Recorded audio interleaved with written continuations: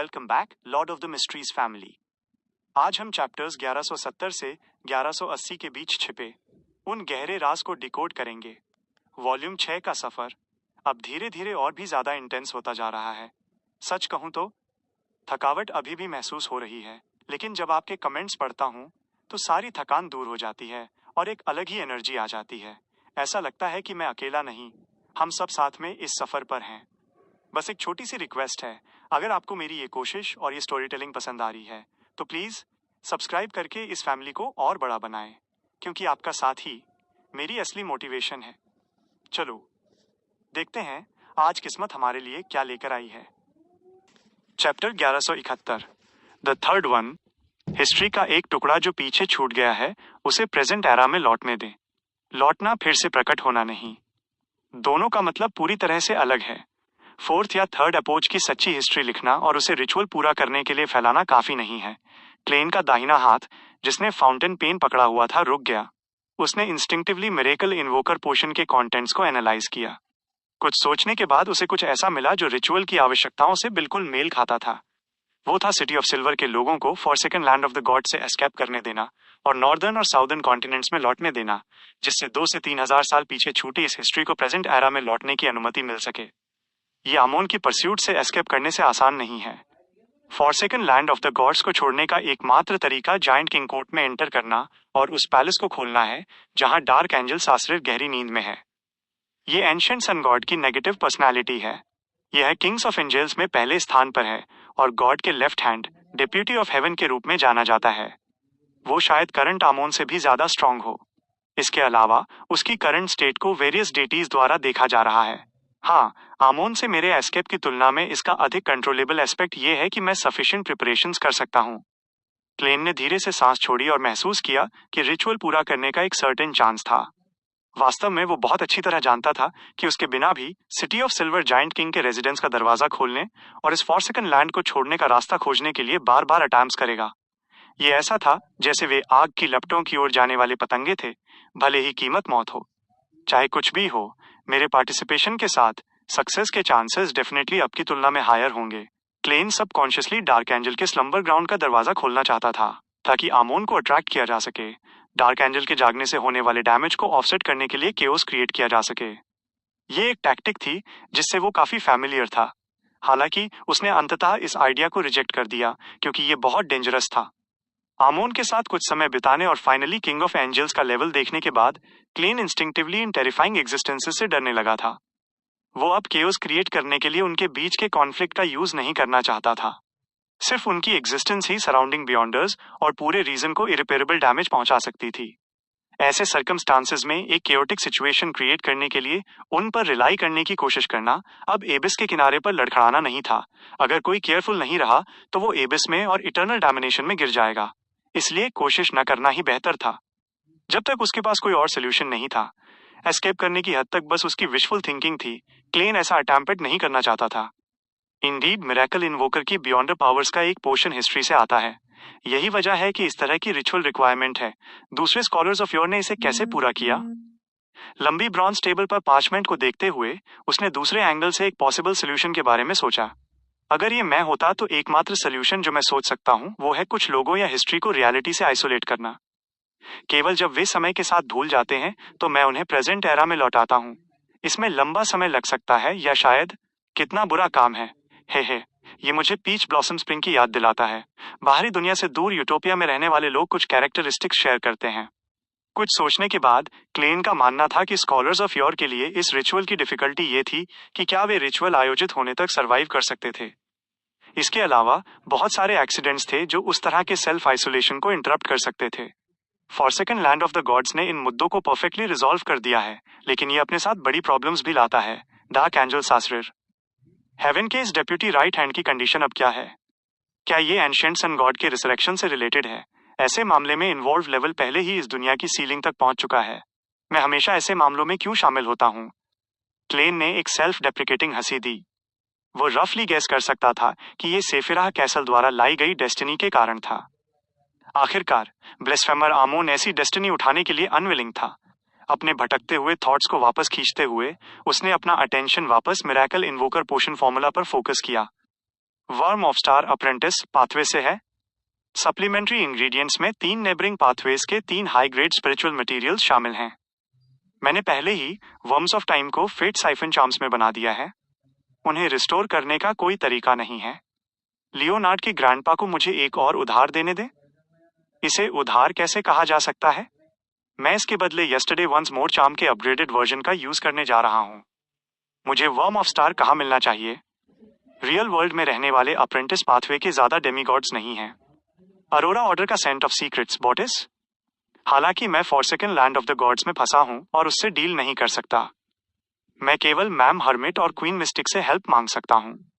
उसी समय मुझे मिस मैजिशियन को जल्द से जल्द ट्रैवलर बनने के लिए अर्ज करना होगा। हाँ, मैं उसे उसके टीचर से ये पूछने के लिए भी कह सकता हूँ कि वर्म्स ऑफ कॉस्मोस कहाँ हो सकते हैं। एक्चुअली केवल एक मेन इंग्रेडिएंट है। ये या तो डार्क डेमोनिक वुल्फ का दिल है या दूसरे मिराकल इन्वोकर द्वारा प्रोड्यूस की गई बियॉन्डर कैरेक्टरिस्टिक। ये अब 2 के रूप में 1 नहीं है। हाँ, इसका मतलब ये भी है कि इस लेवल पर बहुत कम स्कैटर्ड कैरेक्टरिस्टिक्स हैं। वे सब इकट्ठे हो गए हैं। डार्क डेमोनिक वुल्फ को गॉड ऑफ विशेस के रूप में भी जाना जाता है। वो एक स्टैंडर्ड एंजल है, एक सब्सिडियरी गॉड। अगर मुझे कोई यूज किए जा सकने वाले मटेरियल्स नहीं मिलते तो क्या मैं एक गॉड को मार नहीं रहा होऊंगा? एक एंजल के लेवल को पहले से ही एक हिडन एग्जिस्टेंस माना जा सकता है। सीक्वेंस 3 होने से एक फंडामेंटल डिफरेंस है। बस इसके बारे में सोचने से मुझे डर लगता है। उन हेल्पर्स की लिस्ट बनाने के बाद जिन्हें वो रोप इन कर सकता था, उसने बहुत अधिक ईज महसूस किया। उसे एक फीलिंग थी कि जब उसके डेप्थ्स एक सिग्निफिकेंट अमाउंट तक पहुंच जाते हैं तो वो अब उनसे नहीं डरता। उसने अपना दाहिना हाथ उठाया जो फाउंटेन पेन पकड़े हुए था और उसने जो पहले सीखा था उसे रिकॉर्ड करना जारी रखा। इनमें से अधिकांश कुछ ऐसा था जो वो पहले से जानता था और वो इसे केवल एक रिमाइंडर के रूप में यूज कर सकता था। अंत में उसने पार्चमेंट के कोने में इनकम्प्लीट इंफॉर्मेशन लिखी। Sequence 1, attendant of mysteries, attendant of mysteries. Main ingredients, एक attendant of mysteries beyonder characteristic. Information के इस टुकड़े का मतलब था कि सीक्वेंस एक बियॉन्डर कैरेक्टरिस्टिक्स दूसरे तरीकों से ऑब्टेन करना मुश्किल था। चुनने के लिए केवल 3 थे। उनमें से एक होर्नाकिस माउंटेन रेंज की मेन पीक पर द हाफ फूल पर है। ये यूनिकनेस के साथ है। दूसरा जरातुल के पास है। अभी भी एक और है। लियोनार्ड ने जो कहा उसके अनुसार ट्रू क्रिएटर के पास इसकी लोकेशन के क्लूज हैं। ये कहाँ हो सकता है? हाँ, लिटिल सन और बाकी लोगों ने नॉर्दर्न सिटी रूइंस नॉइस में शेप शिफ्टर्स का शिकार किया था। वहां सीर पाथवे की एक हाई लेवल एग्जिस्टेंस छिपी हुई लगती है। मुझे आश्चर्य है कि क्या ये मिरेकल इन्वोकर या अटेंडेंट ऑफ मिस्ट्रीज के कोरिस्पॉन्डिंग है। क्लेन को धीरे धीरे एक थॉट आया और उसने रिसरेक्ट होने और आमोन से एस्केप करने के बाद प्रिलिमिनरी इन्वेस्टिगेशन के लिए नॉइस विजिट करने का प्लान बनाया। जो नॉलेज उसने गेन की थी उसे डाइजेस्ट करने के बाद उसने जंग पाइल से अपनी गोल्डन पॉकेट वॉच समन की और समय चेक करने के लिए इसे खोला। ब्लड एम्परर के रूइन को डिस्ट्रॉय करने से पहले उसने किसी भी डैमेज को रोकने के लिए ग्रे फॉग के ऊपर कई चीजें सैक्रिफाइस की थीं जिनकी उसे बैटल में जरूरत नहीं थी। इसके बावजूद बैटल और अपने इवेंचुअल सुसाइड के बाद भी उसने काफी कुछ खो दिया। इसके अलावा वे सभी एक्सट्रीमली वैल्यूएबल थे। बस इसके बारे में सोचने से वो लगभग कंट्रोल खो बैठा। Grosselle's travels, death nail, creeping hunger, fate siphon charm, flaring sun charms, marionette कोनास और उसका इक्विपमेंट, मैरियनेट एन्यूनी और उसकी 2 रिंग्स और एडवेंचरर का हार्मोनिका। नहीं, मैं अब इसके बारे में नहीं सोच सकता। शुक्र है मैंने एजिक की कॉपर विसल समय से पहले ग्रे फॉग के ऊपर फेंक दी थी। शुक्र है मैं अभी भी इन आइटम्स के हिस्टोरिकल वॉइड प्रोजेक्शंस को समन कर सकता हूँ। वे बस एक अलग फॉर्म में मेरे साथ हैं। ओ, शायद ग्रोसल्स ट्रैवल्स के लिए नहीं। क्लेन की कनपटी थिरक उठी क्योंकि वो भारी महसूस किए बिना नहीं रह सका। उसने आह भरी और आइटम्स पर सीरियसली शोक मनाया, खासकर उस मिस्टिकल आइटम पर जो लंबे समय तक उसके साथ था, क्रीपिंग हंगर। लंबी खामोशी के बाद क्लेन ने अपना अटेंशन प्रेजेंट पर वापस फोर्स किया। जब वो टैरो गैदरिंग शुरू होने का इंतजार कर रहा था उसने कैजुअली एंशिएंट सन गॉड और अन्य चेर्नोबिल जैसे मामलों के बारे में सोचा। अचानक उसने थोड़ा फ्राउन किया। चूंकि ये मेरा होम टाउन है इसलिए कभी भी ट्रांसमाइग्रेटर्स नहीं रहे हैं। वे सभी एंशिएंट ह्यूमंस हैं जिन्हें सेफिराह कैसल द्वारा रिलीज किया गया था। फिर क्या केओसी जैसी जगहों में भी सिमिलर एग्जिस्टेंसेस हैं? क्या चेर्नोबिल एक सैंक्चुरी में कन्वर्ट हो गया था? आमोन ने जो कहा और जो मैंने अपनी डिविनेशन में देखा उसके अनुसार एंशिएंट सन गॉड वास्तव में चेर्नोबिल में जागे थे। फिर क्या वो सेफिराह कैसल से रिलीज किए गए ट्रांसमाइग्रेटर हैं या सैंक्चुरी के सर्वाइवर? अगर ये बाद वाला है तो कोकून के अंदर तीसरा व्यक्ति कौन है? ये सोचने पर क्लेन अलार्म्ड हो गया क्योंकि उसकी प्यूपिल्स थोड़ी डायलेट हो गईं। उसके पास एल्व्स की हिस्ट्री के बारे में पहले से ही एक सर्टेन गेस था। इसका सेफिराह कैसल से कोई लेना देना नहीं था। इस तरह वो अभी भी तीसरे या अधिक सही ढंग से पहले ट्रांसमाइग्रेटर की करेक्ट कोरिस्पॉन्डिंग आइडेंटिटी नहीं ढूंढ सका। ये ट्रांसमाइग्रेटर हिस्ट्री में कोई निशान छोड़ता हुआ नहीं लग रहा था।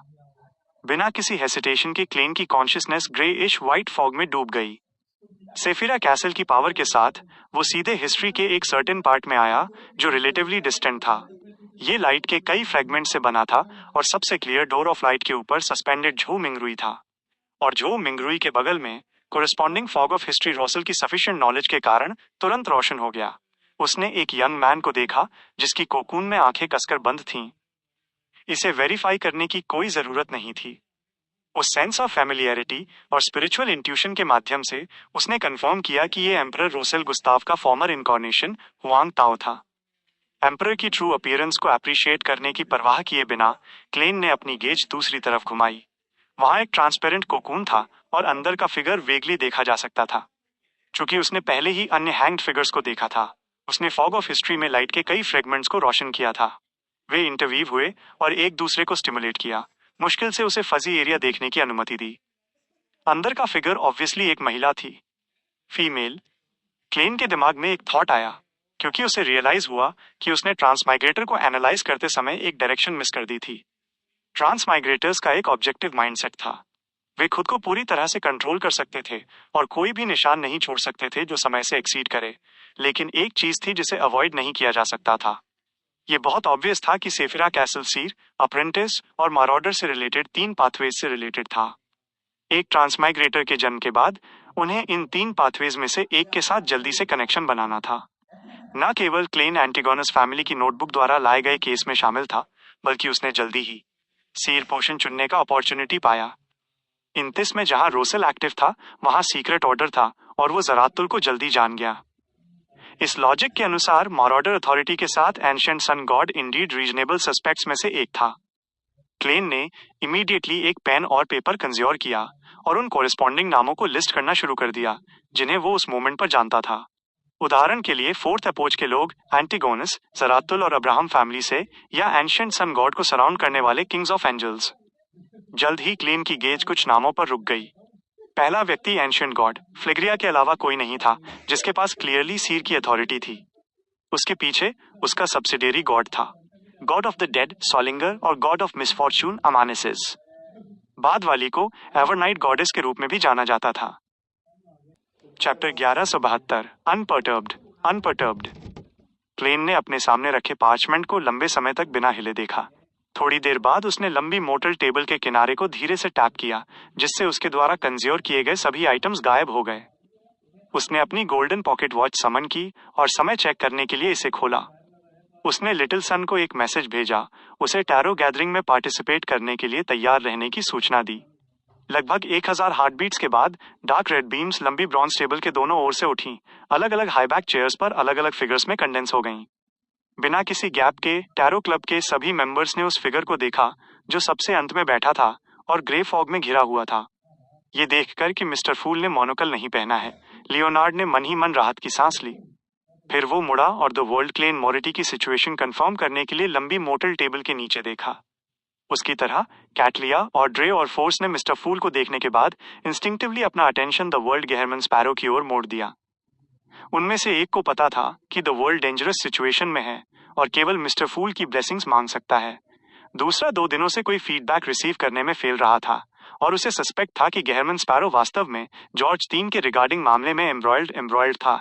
उस समय के दौरान निश्चित रूप से कुछ हुआ था।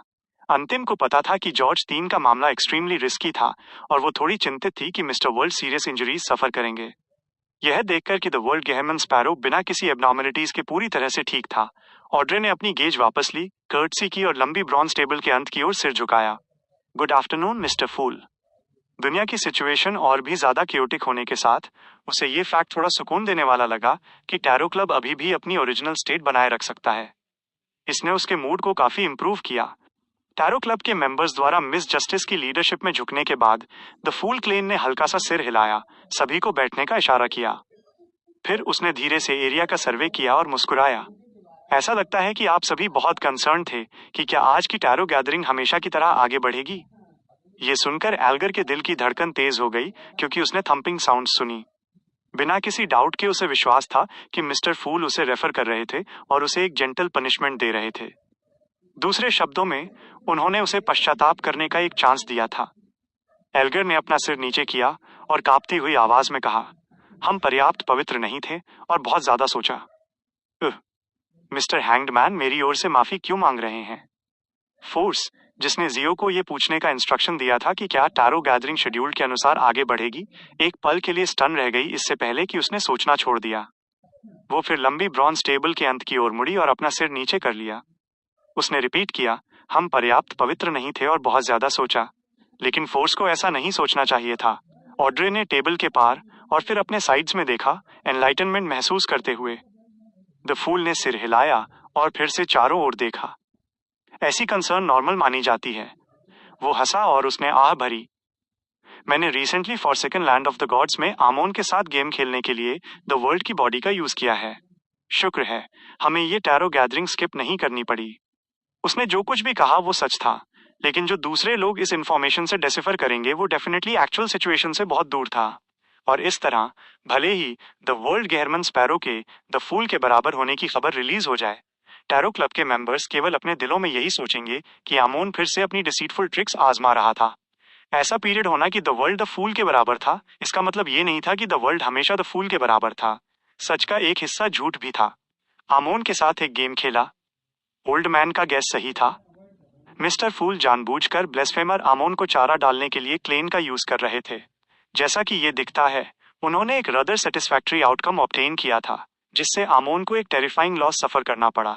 लियोनार्ड, जो बहुत पहले स्पेकुलेशंस के साथ आया था, उसे लगा कि ये पूरी तरह से उसकी एक्सपेक्टेशंस के साथ लाइन में था और उसने मिस्टर फूल के शब्दों पर बिल्कुल भी डाउट नहीं किया। मिस्टर फूल ने 15 मिनट तक रिप्लाई नहीं दिया क्योंकि वो आमोन से लड़ने के क्रिटिकल मोमेंट में थे। वो पहले ही ऐसी स्टेट में रिकवर हो चुके हैं। ऑड्रे प्लीजेंटली सरप्राइज्ड और शॉक थी जब उसने ये सुना। किसी कारण से उसने सम्मान की एक स्ट्रॉन्ग सेंस महसूस की। एल्गर भी मिस्टर फूल के शब्दों से बता सकता था कि उन्होंने अपनी रिकवरी की ओर एक और कदम उठाया है। वो वास्तव में एक किंग ऑफ एंजल्स के खिलाफ अपर हैंड रखने में एबल थे। इसने उसे द फूल पर डाउट करने और टेस्ट करने के लिए खुद पर और भी ज्यादा फ्रस्ट्रेटेड बना दिया।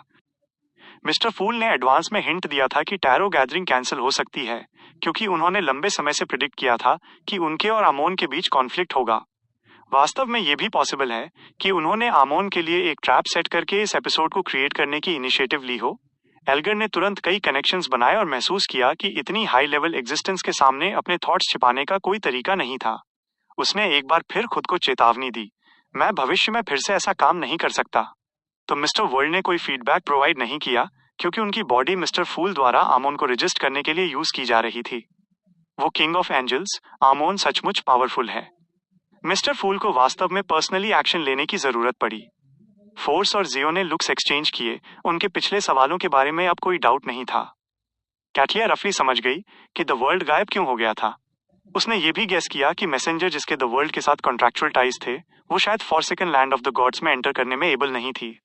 उसी समय वो प्रेजेंट टाइम्स में स्टेज पर अपीयर होने वाले एक किंग ऑफ एंजल्स से सरप्राइज्ड थी। उसे लगा कि ये एपोकैलिप्स के साइंस में से एक था। एमलिन अवेयर नहीं था कि रिसेंटली क्या हुआ था। उसने बस कुछ ब्लैंक लुक के साथ सभी को देखा। किसी बैफलिंग रीजन से उसे लगा कि उसे 1 हफ्ते या 2 से ज्यादा समय के लिए चाइनीज गेट के पीछे लॉक कर दिया गया था। शायद ये 1 या 2 महीने का समय रहा हो, इस हद तक कि उसे लगा कि अब करंट सिचुएशन पर उसकी कोई पकड़ नहीं है।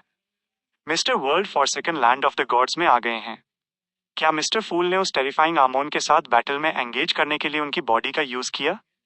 डेरिक पहले अलार्म्ड हुआ इससे पहले कि उसने खुशी की एक स्ट्रॉन्ग सेंस महसूस की। इसका मतलब था कि सिटी ऑफ सिल्वर के अगले एक्सप्लोरेशन को ट्रिमेंडस हेल्प मिलेगी। उसने इमीडिएटली लंबी ब्रॉन्ज टेबल के अंत की ओर देखा और वो ब्लर्ट आउट कर बैठा, ऑनरेबल मिस्टर फूल, चीफ एक रिचुअल के लिए आपकी ब्लेसिंग्स रिसीव करना चाहते हैं। क्या आप ऐसी रिक्वेस्ट के लिए एग्रीएबल हैं? अपनी प्रेयर्स से लंबे समय से सीखने के बाद क्लेन ने हल्का सा सिर हिलाया और कहा, श्योर। अपना प्रॉमिस रिसीव करने के बाद डेरिक मुस्कुराए बिना नहीं रह सका। एक पल के लिए उसे नहीं पता था कि अपना ग्रेटिट्यूड कैसे एक्सप्रेस करे। 2 सेकंड बाद उसने अपना सिर नीचे किया और जोर से कहा, मेरा फेथ केवल मिस्टर फूल के साथ है। द फूल ने सिर हिलाया और मैम हर्मिट को देखने के लिए मुड़ा। उसने वार्मली कहा, इस बार तुम्हारे पास क्या सवाल हैं? ओह, क्वीन ने अपने लेटर में कुछ नहीं कहा। कैटलिया वापस ले ली गई क्योंकि उसने पहले कुछ ऐसा पूछने का फैसला किया जो वो जानना चाहती थी। आखिरकार वो अभी भी कई सवाल पूछ सकती थी। उसने कहने से पहले 2 सेकंड के लिए डेलिब्रेट किया। ऑनरेबल मिस्टर फूल, जॉर्ज 3 की मौत के पीछे का सच क्या है? जिस पल द हर्मिट ने वो कहा, जस्टिस ऑड्रे और कंपनी ने इमीडिएटली अपना अटेंशन फोकस किया। ये वही था जो वे जानना चाहते थे। उनमें से द स्टार लियोनार्ड के पास मामले पर एक सर्टेन लेवल की अंडरस्टैंडिंग थी। वो इस इंसिडेंट के पीछे के गहरे कारण के बारे में ज्यादा कंसर्न था, और टैरो क्लब के मेंबर्स के बीच केवल एक जो सिचुएशन के बारे में ज्यादा कंफ्यूज्ड था वो एमलिन था। उसका दिमाग क्या और क्या हुआ जैसे थॉट से भरा हुआ था। उसने रिसेंटली न्यूज़पेपर्स भी नहीं पढ़े थे, इसलिए उसे नहीं पता था कि किंग जॉर्ज 3 की असैसिनेशन हो गई थी। जहां तक द सन की बात है, हालांकि उसे यकीन नहीं था कि जॉर्ज 3 बिना किसी कारण के क्यों मर गया, उसे बिल्कुल परवाह नहीं थी।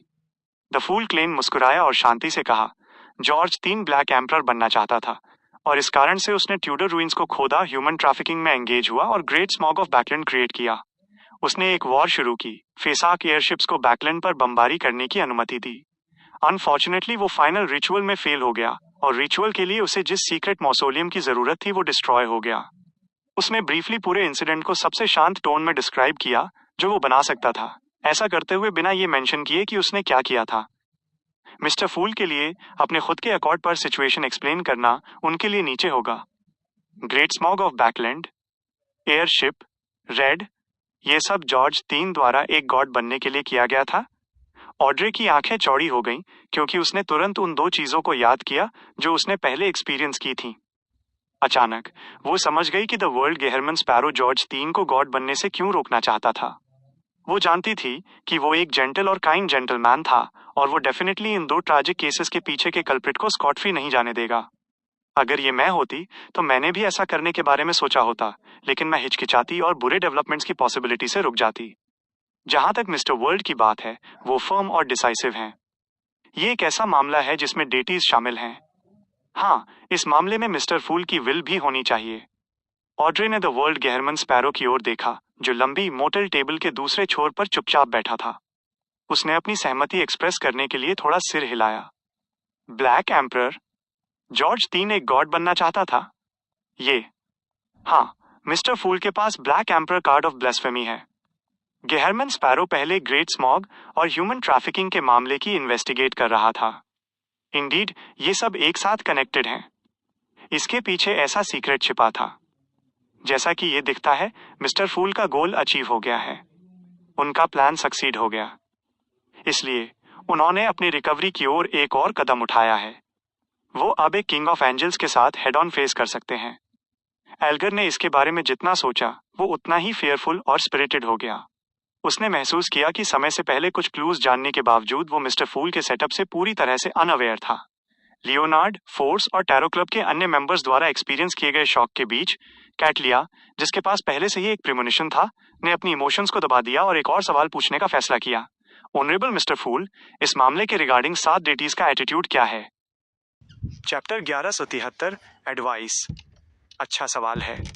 द फूल क्लेन ने मन ही मन उसकी तारीफ की, और उसने रेड एंजल ईविल स्पिरिट के एक्सप्लेनेशन को अपने शब्दों में इस्तेमाल करते हुए समझाया। 7 डेटीज एक ब्लैक एम्परर चाहते हैं, लेकिन वे ब्लैक एम्परर के लिए अपने कैंडिडेट को लेकर यूनानिमस नहीं हैं। जब जॉर्ज 3 ने सीक्रेट प्रिपरेशंस के जरिए टिकट हासिल कर लिया, तो 7 डेटीज के पास उसे स्वीकार करने के अलावा कोई विकल्प नहीं था, चाहे वे उसे अप्रूव करते हों या नहीं। तो ये है सिचुएशन। द मून एमलिन और द सन डेरिक को छोड़कर टैरो क्लब के बाकी मेंबर्स को बात समझ आ गई। वे रफली समझ गए कि great smog of Backlund, Feysacian air raid से हुई मौतों और जॉर्ज 3 की असैसिनेशन जैसी ट्रेजेडीज का सामना करने पर चर्चेस ने इतना कंट्राडिक्टरी व्यवहार क्यों किया। इसके बाद उन्हें अचानक एक सवाल आया। चूंकि जॉर्ज 3 ने पहले ही प्रिपरेशंस कर ली थी और 7 डेटीज का टैसिट अप्रूवल प्राप्त करते हुए रिचुअल पूरा करने के फाइनल स्टेप पर पहुंच गया था, तो वो फेल क्यों हुआ? उन्होंने तुरंत एक जवाब सोचा, क्योंकि मिस्टर फूल इसके लिए सहमत नहीं थे। जॉर्ज 3 के ब्लैक एम्परर रिचुअल के डिस्ट्रक्शन में चर्चेस ने शायद इसे रोकने के लिए कुछ नहीं किया। शायद उन्होंने सीक्रेटली मिस्टर फूल के सबऑर्डिनेट्स को कुछ मदद भी दी हो। क्या लॉर्ड ऑफ स्टॉर्म्स के चर्च ने चुपके से कुछ करने के लिए इस केओस का इस्तेमाल किया? नहीं, वे शायद इसे बहुत ज्यादा नहीं छिपाएंगे। लियोनार्ड ने उन सभी डिटेल्स को याद किया जो उसने पहले डिस्कवर की थीं और उसे ओवरऑल सिचुएशन पर अपनी पकड़ पर भरोसा था। सातो डेटीज का टैसिट अप्रूवल। मिस्टर फूल ने इसे वीटो कर दिया और जॉर्ज तीन के एपोथोसिस रिचुअल को सीक्रेटली डिस्ट्रॉय करने के लिए द वर्ल्ड और दूसरे ब्लेस्ड को भेजा। लेकिन इसका क्वीन के साथ क्या लेना देना है? उन्हें कैसे पता चला कि गैरमन स्पैरो गायब हो गया है? Black emperor. क्वीन ने शायद मिस्टर फूल द्वारा लीड किए गए ऑपरेशन में पार्टिसिपेट किया होगा और बाद में डिस्कवर किया कि एक पार्टिसिपेंट गायब हो गया था। कैटलिया ने अपनी रिच नॉलेज और इनसाइट के जरिए सच्चाई का अंदाजा लगाया और इस समय एमलिन अभी अभी हुई बातचीत का सिर पैर समझने में कामयाब हुआ था और वो प्रोटेक्टिव कस्टडी में अपने समय के दौरान बाहर के डेवलपमेंट्स को समझने में कामयाब रहा। जॉर्ज तीन ने चुपके से गॉड बनने की साजिश रची थी और सातों डेटीज का टैसिट अप्रूवल प्राप्त किया था। अंत में मिस्टर फूल के ब्लेस ने उनका रिचुअल डिस्ट्रॉय कर दिया, जिससे वो मौके पर ही मर गए। ये देखकर कि सब चुप थे, द फूल क्लेन ने द हर्मिट कैटलिया की ओर देखा और कहा, कोई और सवाल? इस बार और कुछ नहीं है। कैटलिया ने अपना सिर और भी नीचे झुका लिया। वो लंबी ब्रॉन्ज टेबल के अंत में बैठे उस माइटी फिगर के प्रति पहले से कहीं ज्यादा रिस्पेक्टफुल थी। हालांकि वो लंबे समय से जानती थी कि मिस्टर फूल के under snake of fate, death consul और एंशिएंट बेन थे और वो लाइफ स्कूल ऑफ थॉट के सीक्रेट कंट्रोल में थे। फिर भी उसने कभी उम्मीद नहीं की थी कि मिस्टर फूल रियल वर्ल्ड में जो पावर्स मोबिलाइज कर सकते थे वे एक राजा के एपोथोसिस रिचुअल को डिस्ट्रॉय करने में एबल होंगी। इसके अलावा उन्होंने क्रिएटर के बेटे किंग ऑफ एंजल्स की साजिश को नाकाम कर दिया था। मिस्टर फूल की हिडन फोर्सेस मेरी इमेजिनेशन से कहीं ज्यादा एग्जैजरेटेड हैं। टैरो क्लब के मेंबर्स का उन पर क्या प्रभाव पड़ता है? एक बैकिंग फैक्शन, इंडिविजुअल ग्रोथ, या क्या ये बस एक बैकअप प्लान है? कैटलिया ने तुरंत कई चीजों के बारे में सोचा और पल भर के लिए भूल गई कि वो पहले से ही एक सीक्वेंस 4 डेमिगॉड थी। इससे कोई फर्क नहीं पड़ता कि वो किस ऑर्गेनाइजेशन में थी, उसे अपर एशेलॉन्स का मेंबर माना जाता था। बस मिस्टर फूल द्वारा दिखाए गए कारनामे 1% का कॉन्फिडेंस कम करने के लिए काफी हैं। जस्टिस ऑड्रे ने मैम हर्मिट की मेंटल स्टेट को इंटरप्रेट करने से पहले उन पर एक नजर डाली। इस समय द फूल क्लेन ने सिर हिलाया। तुम शुरू कर सकते हो। ये सुनकर लियोनार्ड तुरंत लंबी मोटल टेबल के दूसरे छोर पर मुड़ा और द वर्ल्ड से कहा, अब तुम्हारी सिचुएशन कैसी है? फोर्स, जियो, ऑड्रे और टैरो क्लब के अन्य मेंबर्स ने भी अपनी नजरें उस ओर डाली, द वर्ल्ड गैरमन स्पैरो की सिचुएशन के लिए अपनी चिंता व्यक्त करते हुए। उनके नजरिए से मिस्टर वर्ल्ड, जो एक कॉम्बैट टूल के रूप में मिस्टर फूल और एंजल ऑफ टाइम आमोन के बीच फंस गया था, शायद एक बुरी सिचुएशन में था।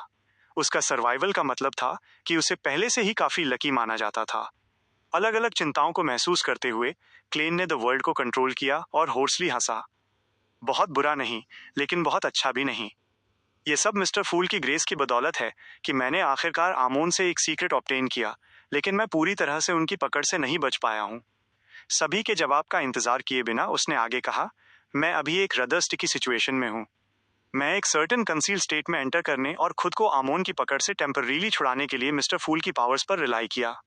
हालांकि अगर मैं इस स्टेट को डिस्पेल करता हूँ और रियल वर्ल्ड में लौटता हूँ तो मैं केवल खुद को वापस वहीं पाऊंगा जहां मेरी बॉडी है, और ये बहुत लाइकली है कि आमोन अभी भी आसपास भटक रहा है। मैं एक सोल्यूशन खोजने के लिए एक अटेम्प्ट करना चाहूंगा। मुझे आश्चर्य है कि इस मामले में आप लोगों की क्या ओपिनियन है? द वर्ल्ड गैरमन स्पैरो के शब्दों के पीछे का मतलब बहुत साफ था। वो पहले खुद पर रिलाई करना चाहता था, मिस्टर फूल की मदद को आखिरी रिसोर्ट के रूप में छोड़ते हुए, और उसका असली मतलब भी वही था, पहले रिस्ट्रिक्शंस को बाईपास करने का तरीका खोजें, और अगर उसका सोल्यूशन वास्तव में काम नहीं करता तो वो एक अनडेड होने की स्टेट में जीने पर विचार करेगा। सोल्यूशन? एल्गर और कंपनी अचानक थोड़े एक्साइटेड हो गए क्योंकि उनके द्वारा दिए गए सुझावों का इस्तेमाल एक किंग ऑफ एंजल्स के खिलाफ लड़ने के लिए किया जाएगा। अगर उन्हें एम्प्लॉय किया गया और वे काम के साबित हुए तो ये उनके जीवन का एक प्राउड मोमेंट होगा, एक ऐसा मोमेंट जो उनके बाकी जीवन भर रहेगा। ऑड्रे एक्साइटमेंट में बोलने ही वाली थी जब उसने अपने शब्द वापस ले लिए। ऐसा इसलिए था क्योंकि वो जानती थी कि वो रैंडम सुझाव नहीं दे सकती थी, वरना इससे मिस्टर वर्ल्ड आमोन द्वारा पकड़े जा सकते थे। जियो ने इसके बारे में गंभीरता से सोचा और महसूस किया कि वो कोई उपयोगी सुझाव नहीं दे सकती थी। वो केवल ऑब्जर्व करना और सीखना चुन सकती थी। क्या ये वही होना चाहिए जहां आपकी बॉडी ओरिजिनली थी? क्या आपके पास कोई खून या बाल हैं जो कहीं और रखे गए थे? एल्गर ने एक पल के लिए सोचा और एक सवाल का उपयोग करके सुझाव दिया। द फूल क्लेन ने एक पल के लिए सोचा और द वर्ल्ड से अपना सिर हिलाया। नहीं, उसकी ओरिजिनल बॉडी की तुलना में खून की एक ट्यूब बहुत कम थी। ये सोचते हुए क्लेन को अचानक एक आइडिया आया। शायद वो खून की उन 2 ट्यूब्स को इंग्रेडिएंट्स के रूप में इस्तेमाल कर सकता था, उन्हें अन्य तरीकों के साथ कंबाइन करके अल्केमिकल लाइफ का उपयोग करके एक नई बॉडी बनाने के लिए। 2 समस्याएं हैं। पहली, एल्केमिकल लाइफ के लिए स्पिरिट बॉडी के इन्वॉल्वमेंट की आवश्यकता होती है, वरना फाइनल प्रोडक्ट मेरी बॉडी नहीं माना जा सकता है। दूसरी, मैं किसी ऐसे डेमिगॉड को नहीं जानता जो अल्केमिकल लाइफ पूरी कर सके। केवल एक जो उनसे बमुश्किल रिलेटेड है, वो फ्रैंकली है। क्या मैं एक मशरूम मैन बनकर रह जाऊंगा? तब मैं एक अनडेड के रूप में बेहतर रहूंगा। जैसे ही क्लेन ने इसके बारे में सोचा, वो लगभग कांप गया। द हैंग्ड मैन का सुझाव रिजेक्ट होने के बाद द हर्मिट कैटलिया अपनी मिस्टिसिज्म की नॉलेज से आगे बढ़ी। उन्होंने डेलिबरेट किया और पूछा, क्या आपके पास कोई सीक्वेंस 3 सील्ड आर्टिफैक्ट है? आप क्यों पूछ रही हैं? द वर्ल्ड ने पूछा। एक सीक्वेंस 3 सील्ड आर्टिफैक्ट एक सर्टेन रेंज के भीतर प्रेयर्स का जवाब दे सकता है। आप उसका इस्तेमाल कर सकते हैं, कैटलिया ने सिंपली समझाया। क्लेन रफली समझ गया कि मैम हर्मिट क्या सोच रही थी। आप डिसेंट के बारे में बात कर रही हैं। सही है। किसी से पेरिफेरी पर एक डिसेंट रिचुअल सेट करवाएं और आपको एक कंसील्ड स्टेट में अपने दम पर इसका जवाब देने में एबल होना चाहिए। कैटलिया ने पहले द सन की ओर देखा और स्पेसिफिक प्लान डिस्क्राइब किया। फिर उसे कुछ महसूस हुआ जब उसने पूछा, क्या आपके पास वास्तव में एक सीक्वेंस 3 सील्ड आर्टिफैक्ट है? वो ओरिजिनली चाहती थी कि द वर्ल्ड मिस्टर फूल की बेस्टोमेंट मांगे। मैं पहले से ही एक सीक्वेंस 3 बियॉन्डर हूँ, क्लेन ने सिंपली जवाब दिया जब उसने द वर्ल्ड को कंट्रोल किया। टैरो क्लब के मेंबर्स मोमेंटरीली स्पीचलेस थे। वे बहुत अच्छी तरह जानते थे कि मिस्टर वर्ल्ड जून के अंत में डेमिगॉड बनने के लिए सीक्वेंस 4 पर एडवांस हुए होंगे, और अब उसी साल का दिसंबर था। क्वीन ने एक बार कहा था कि स्नेक ऑफ फेट के खून का उपयोग करके एडवांस करने से मेरे लिए दूसरों की तुलना में सीक्वेंस 3 क्लेयरवॉयंट बनना आसान हो जाएगा। इसके अलावा टैरो क्लब ने मुझे बहुत सारी कीमती मिस्टिसिज्म नॉलेज दी है। इसने मुझे पोशन डाइजेस्ट करने में बहुत मदद की है, लेकिन फिर भी मुझे अभी भी सीक्वेंस 3 तक पहुंचने का प्रयास करने का चांस मिलने से पहले आधे साल की आवश्यकता होगी। द हर्मिट कैटलिया ने सबकॉन्शियसली चारों ओर देखा और डिस्कवर किया कि अन्य मेंबर्स स्टूपिफाइड और एनवियस लुक्स पहने हुए थे। उसने चुपचाप आह भरी और कहा, क्या मेरा सुझाव उपयोगी है mister world? The world Gehrman Sparrow ने अपना सिर हिलाया।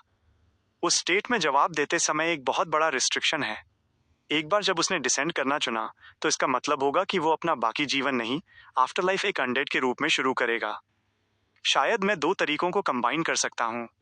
हाँ, मैं forsaken land of the gods छोड़ने के लिए द फूल, सी गॉड या protector of magic and drama performers से प्रार्थना करने की विधि का उपयोग कर सकता हूँ, लेकिन वो बहुत अर्जेंट नहीं है। सच्चाई को रिवील करना बहुत आसान है।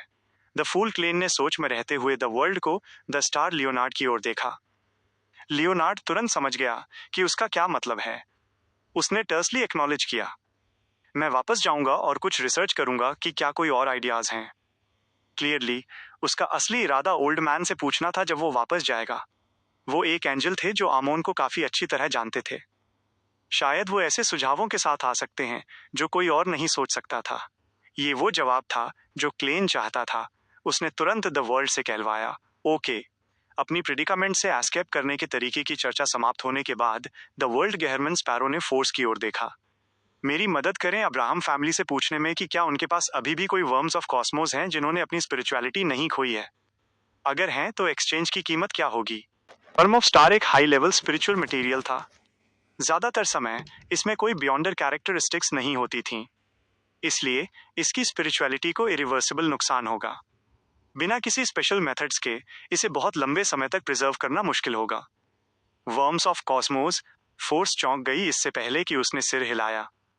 ठीक है। जवाब प्राप्त करने के बाद क्लेन ने द वर्ल्ड को द हर्मिट कैटलिया की ओर गेज डालने के लिए बनाया।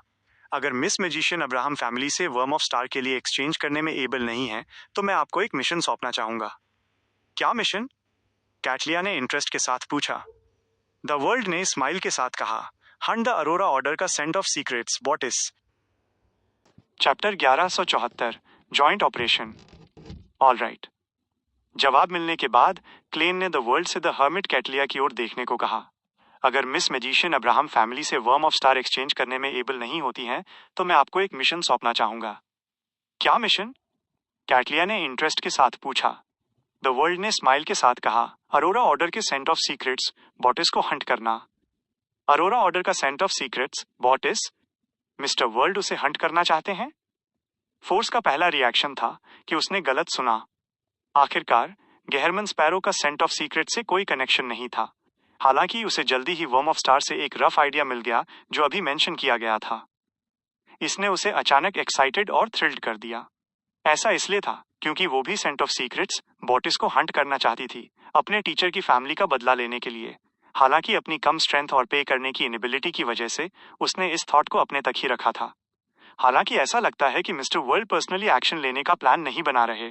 मैम हर्मिट भी एक सीक्वेंस 4 डेमीगॉड हैं और उनके पास उस क्वीन मिस्टिक का सपोर्ट है। मैं अपनी एबिलिटीज के अंदर पूरी सपोर्ट प्रोवाइड कर सकती हूँ। जैसे ही उसके थॉट्स दौड़े, फोर्स ने अपनी गेज बगल में बैठी द हर्मिट पर डाली, उनके रिप्लाई का वेट करते हुए। कुछ सोचने के बाद कैटलिया ने कहा, बोटिस वेरी लाइकली अप्रेंटिस पाथवे का सेंट है। उसे हंट करना बहुत मुश्किल है। इसके अलावा उसके पास रोज रिडेम्पशन की बैकिंग और ट्रू क्रिएटर की प्रोटेक्शन है। मेरे करंट लेवल के साथ मेरे लिए अकेले ये मिशन कंप्लीट करना ऑलमोस्ट इम्पॉसिबल है। तुम क्वीन मिस्टिक की हेल्प ले सकती हो। मैं तुम्हारे लिए दूसरे पार्टनर्स भी अरेंज करूंगा। क्लेन ने द वर्ल्ड गेहरमन स्पैरो को लो और होर्स वॉइस में रिप्लाई करने के लिए बनाया। रिवॉर्ड वॉर के स्पॉइल्स चूज करने का राइट है और मिस्टिसिज्म नॉलेज जो तुम्हें इस साल के अंदर पोषण डाइजेस्ट करने अलाउ करेगी। दिसंबर है। कैटलिया का दिल तेजी से धड़का जब उसने ये सुना। उसने डेलिब्रेट किया और कहा, जब वक्त आएगा मैं ट्राई करूंगी, लेकिन मैं सक्सेस की गारंटी नहीं दे सकती। No problem. जब तक तुम इसे सीरियसली करती हो, मैं तुम्हें मिस्टिसिज्म नॉलेज के साथ कंपेंसेट करूंगा, भले ही तुम एंड में फेल हो जाओ। द वर्ल्ड ने नोट किया और डील कंफर्म की। इस मोमेंट पर फोर्स फाइनली हेल्प नहीं कर पाई, लेकिन बोल पड़ी, मिस्टर वर्ल्ड, मैम हर्मिट, क्या मैं इस मिशन को ज्वाइन कर सकती हूँ? मैं शायद कुछ हेल्प प्रोवाइड करने में एबल होंगी। भले ही तुमने नहीं किया होता, मैं तुम्हें ऐसा करने के लिए कहता। द फूल क्लेन ने चुपके से हंसा और द वर्ल्ड को जेंटली नोट करवाया। इस मिशन में तुम्हारे लिए एक स्पॉट रिजर्व्ड है। फोर्स बिल्कुल भी सरप्राइज नहीं थी। उसने क्यूरियसली पूछा, मैं क्या कर सकती हूँ? तुम्हें मुझसे क्या करने की नीड है? गेहरमन स्पैरो ने एक्सट्रीमली काम टोन में रिप्लाई किया, बैट। फोर्स ने अपना मुंह खोला। मोमेंट्रीली उसके पास बोलने के लिए वर्ड्स नहीं थे। उसे एक फीलिंग थी कि उसे पता था कि ऐसा ही होगा। द वर्ल्ड गेहरमन स्पैरो ने कंटिन्यू किया, सिमिलरली तुम्हारे पास भी वॉर के स्पॉइल्स चूज करने का राइट है। तुम मैम हर्मिट के जस्ट बाद होगी। साथ ही इस टाइम पीरियड के दौरान मैं तुम्हें ट्रैवलिंग जैसी बियॉन्डर पावर्स रिकॉर्ड करने में हेल्प कर सकता हूँ। फोर्स ने कभी रिवॉर्ड एक्सपेक्ट नहीं किया था, क्योंकि सक्सेसफुली बदला लेना ही उसका ग्रेटेस्ट रिवॉर्ड था। फ्यूचर में उसे अपने टीचर से एडिशनल रिवॉर्ड्स भी मिल सकते हैं। बिना किसी हेसिटेशन के उसने नोट किया और कहा, ओके। द वर्ल्ड ने इमीडिएटली अपनी गेज मिस जस्टिस की तरफ डाली। तुम्हारे ड्रीम वॉकर पोशन का डाइजेशन कैसा है? ब्रूसेल्स ट्रैवल्स में एक्सपीडिशन और अपनी एक्टिंग में डाली गई परसिस्टेंस की बदौलत जिस स्पीड से उसने पोशन डाइजेस्ट किया वो बहुत फास्ट थी। उसकी आंखों ने इधर उधर देखा, जैसे उसने एक मोमेंट के लिए सोचा। मैंने एक्टिंग प्रिंसिपल्स पहले ही कंक्लूड कर लिए हैं। अगले 2 से 3 महीनों में मुझे इसे कंप्लीटली डाइजेस्ट करने में एबल होना चाहिए। ये थोड़ा स्लो है, क्लेन ने मन ही मन बुदबुदाया, जैसे उसने द वर्ल्ड से कहलवाया, एक्ट करने के लिए और अपॉर्चुनिटीज क्रिएट करो। अगर तुम मैम हर्मिट के सेंट ऑफ सीक्रेट्स बॉटिस पर अटैक करने से पहले पोशन डाइजेस्ट कर सकती हो, तो मैं तुम्हें हवन रंबिस की बियॉन्डर कैरेक्टरिस्टिक टाइम से पहले दे सकता हूँ पेमेंट के तौर पर, ताकि तुम ऑपरेशन में ज्वाइन कर सको।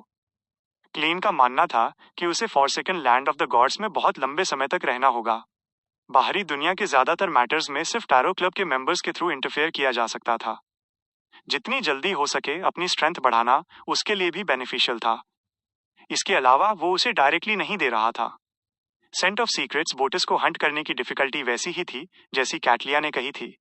ये काफी मुश्किल था। ऑलराइट। ऑड्रे बस इस बात पर परेशान थी कि वो मिस्टर वर्ल्ड के साथ और क्रेडिट कैसे एक्यूमुलेट कर सकती है। इसलिए उसने बिना किसी हेसिटेशन के एग्री कर लिया जब उसने उसका ऑफर सुना। उसके दिल में अरोरा ऑर्डर के मेंबर्स ल्यूनेटिक्स और डिस्ट्रक्टिव मैनियाक्स थे। उनसे डील करने का रीजन ढूंढने की कोई नीड नहीं थी। इसके अलावा ऑड्रे पहले एक बियॉन्डर के रूप में अपने एक्सपीरियंस की कमी से ट्रबल्ड थी। इसने उसे एक चांस दिया। हालांकि ये काफी डेंजरस था, फिर भी ये एक अपॉर्चुनिटी थी। गेहरमन स्पैरो श्योर जेनरस हैं। ऐसी नॉलेज प्रोवाइड करना जो एक मिस्टिकोलॉजिस्ट को पोशन डाइजेस्ट करने में हेल्प कर सके, और एक सीक्वेंस 4 डेमिगॉड कैरेक्टरिस्टिक, ये सिर्फ वर्म ऑफ स्टार के लिए नहीं होना चाहिए। ये सप्लीमेंट्री मटेरियल जैसा लगता है। वो मिस्टर फूल की विल के अकॉर्डिंग टैरो क्लब के मेंबर्स को जितना जल्दी हो सके इम्प्रूव करने में हेल्प कर रहे हैं ताकि फ्यूचर में इफेक्टिव हो सकें। एल्गर ने द वर्ल्ड की दूसरे मेंबर्स के साथ कन्वर्सेशन सुनी और वैगली एक सर्टेन ट्रुथ ग्रास्प किया। इसने उसे काफी वेक्स्ड बना दिया। उसे सस्पेक्ट था कि अगर उसने फेथ की कमी नहीं दिखाई होती और दूसरे थॉट्स नहीं रखे होते मिस्टर फूल को फूलिशली टेस्ट करने के पॉइंट तक, तो उसे शायद पहले ही एक मिशन असाइन किया गया होता जो उसे गॉडहुड का डोर ओपन करने में हेल्प कर सकता था। उस मोमेंट पर जस्टिस, जिसने रिक्वेस्ट के लिए एग्री किया था, ने द मैजिशियन की तरफ देखा और एक फ्रेंड स्माइल के साथ कहा, मैं लुक फॉरवर्ड कर रही हूं कि अब्राहम फैमिली के पास कोई वर्म ऑफ स्टार ना हो। मैं भी। फोर्स ने सीरियसली नोट किया, इंडिकेट करते हुए कि उसके भी सेम थॉट्स थे। ये देखकर कि द वर्ल्ड ने बोलना बंद कर दिया है, कैटलिया ने एक मोमेंट के लिए सोचा और जजमेंट से कहा, क्या तुम इस मिशन को ज्वाइन करना चाहती हो? पेरीफेरी पर कुछ इंटेलिजेंस गैदरिंग करो। इस एरिया में तुम्हारी एबिलिटी ने मुझ पर डीप इंप्रेशन छोड़ा है। बिना मैम हर्मिट के इनविटेशन के भी जियो अपनी फ्रेंड की हेल्प करने से मना नहीं करती। उसने जेंटली नोट किया और कहा, मुझे कोई प्रॉब्लम नहीं है अगर ऑपरेशन बैकलैंड में है। अगर ये कहीं और है तो मेरा रोल ग्रेटली डिस्काउंटेड होगा। एक शेरिफ और उनका अपना एरिया ऑफ जुरिस्डिक्शन हमेशा कनेक्टेड होते हैं। जितना ज्यादा फेमिलियर वो उस जगह से होंगे उतना बेहतर वो अपनी एबिलिटीज शोकेस कर सकते हैं। एक बार जब वो उस रेंज को एक्सीड कर जाते हैं तो वो सिर्फ अपनी बियॉन्डर पावर्स पर रिलाई कर सकते हैं। तुम्हारा रिवॉर्ड वॉर के स्पॉइल्स चूज करने में थर्ड होना है।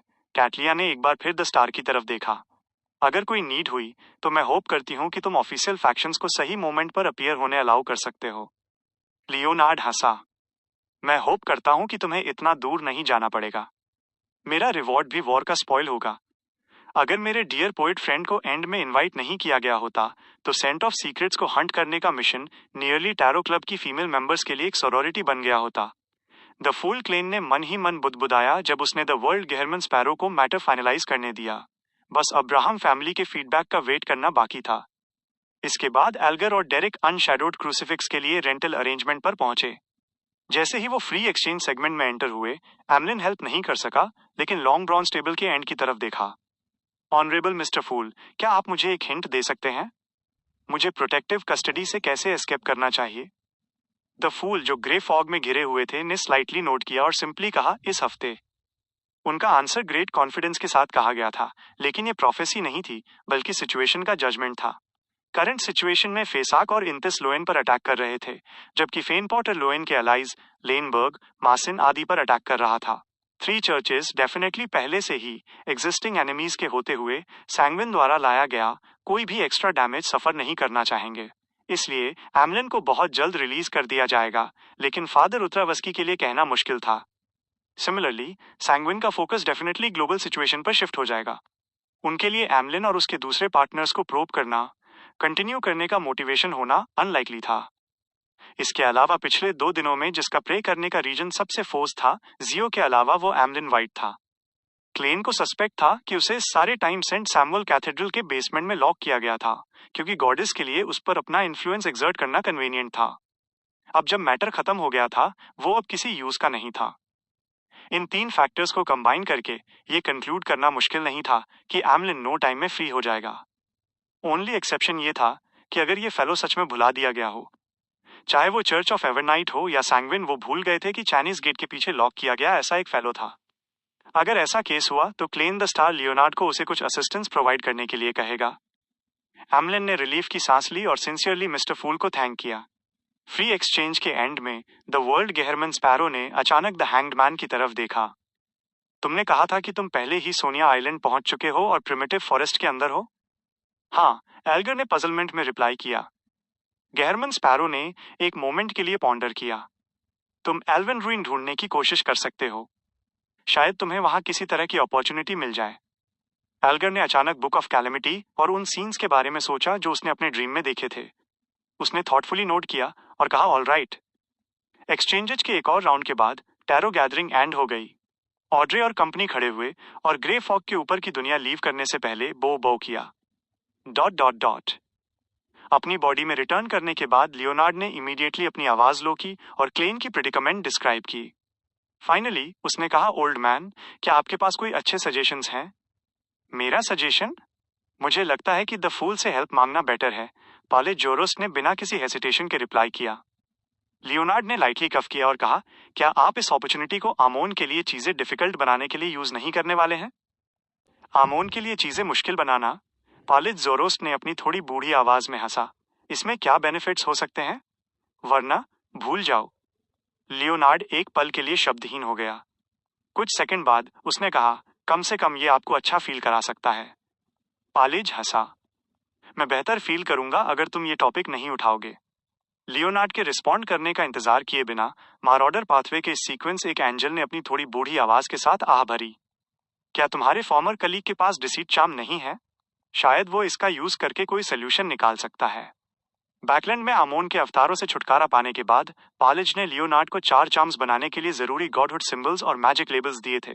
डिसीट, पैरासाइट, डेप्रिवेशन और एजिंग।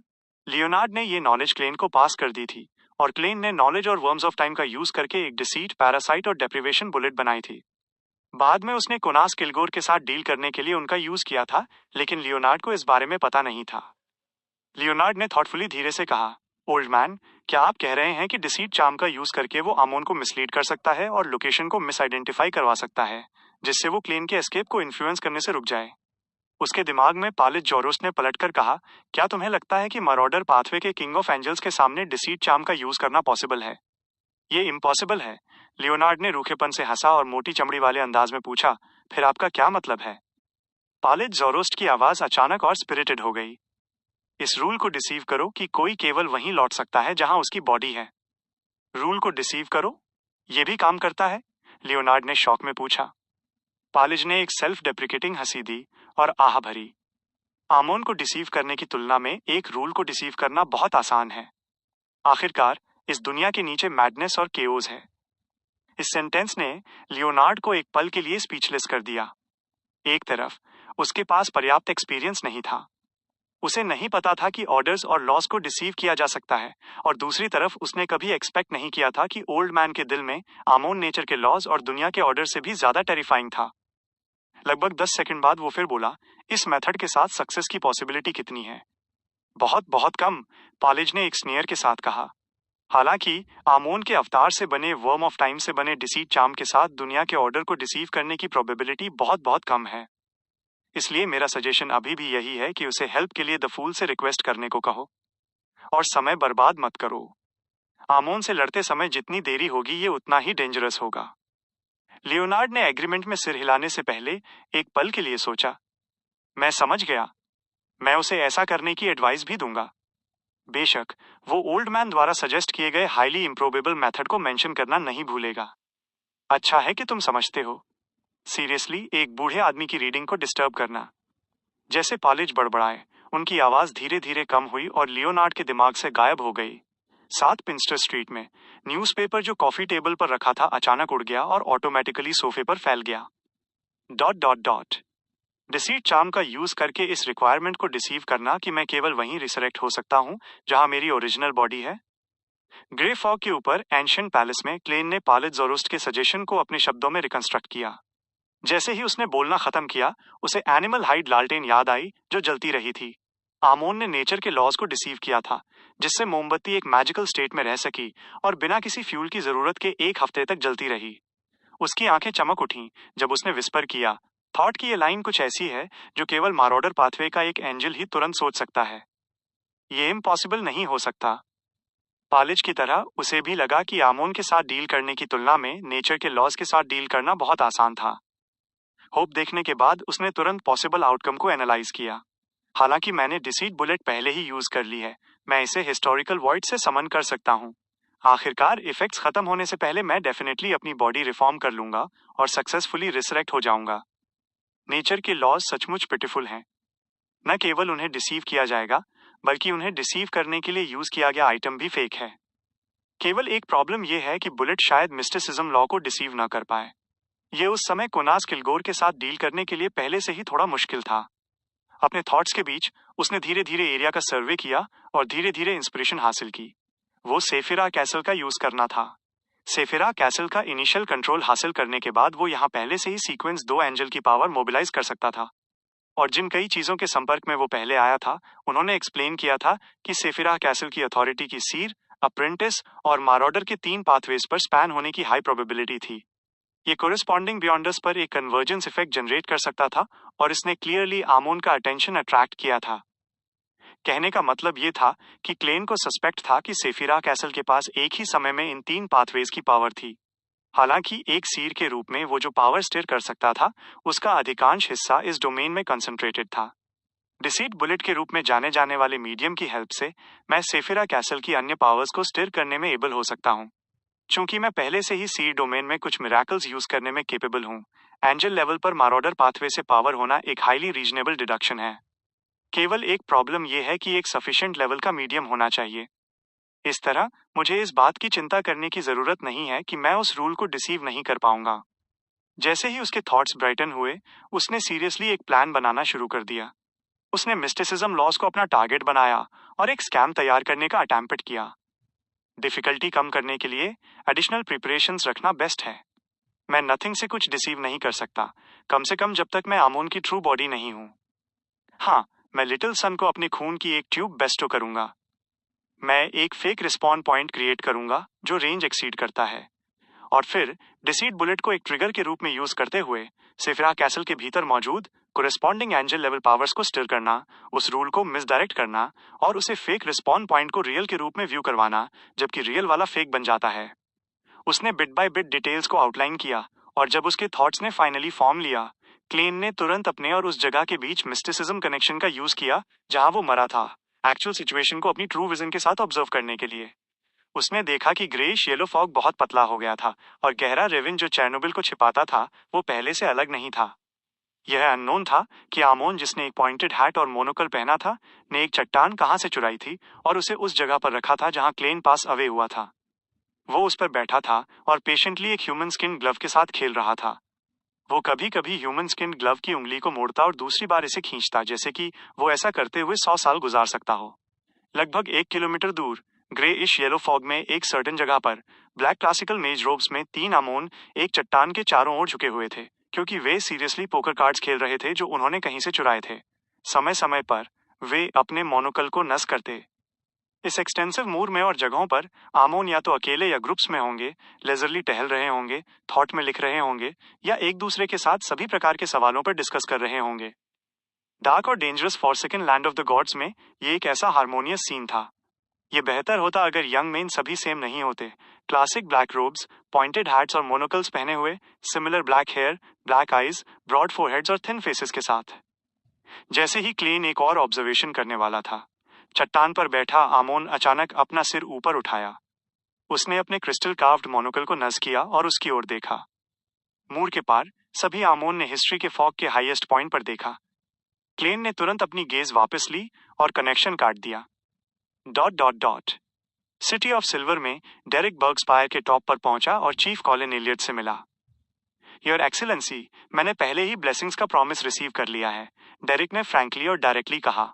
सफेद बालों और अपने चेहरे पर एक पुराने निशान के साथ कॉलिन एलियट विजिबली रिलीव्ड थे। उन्होंने धीरे से सिर हिलाया और कहा, ये अच्छा है, ये अच्छा है। उन्होंने एक रेयर इंस्टेंस में सेंटेंस रिपीट किया था। एक एक्सेलेंट डेमन हंटर और सिटी ऑफ सिल्वर के चीफ के रूप में वो हमेशा पेशेंट रहे थे, कभी भी अननेसेसरी रिस्क नहीं लेते थे। इसलिए द फूल से रिस्पॉन्स की अचानक कमी के साथ वो तुरंत ट्रू क्रिएटर की ओर नहीं मुड़े और उन्होंने एक और महीने के लिए पेशेंटली इंतजार करने का फैसला किया। सिटी ऑफ सिल्वर के लिए, जो 2000 साल से अधिक समय से डार्क एजेस में इंतजार कर रहा था, 1 महीना कुछ ऐसा था जिसे एक्सेप्ट किया जा सकता था।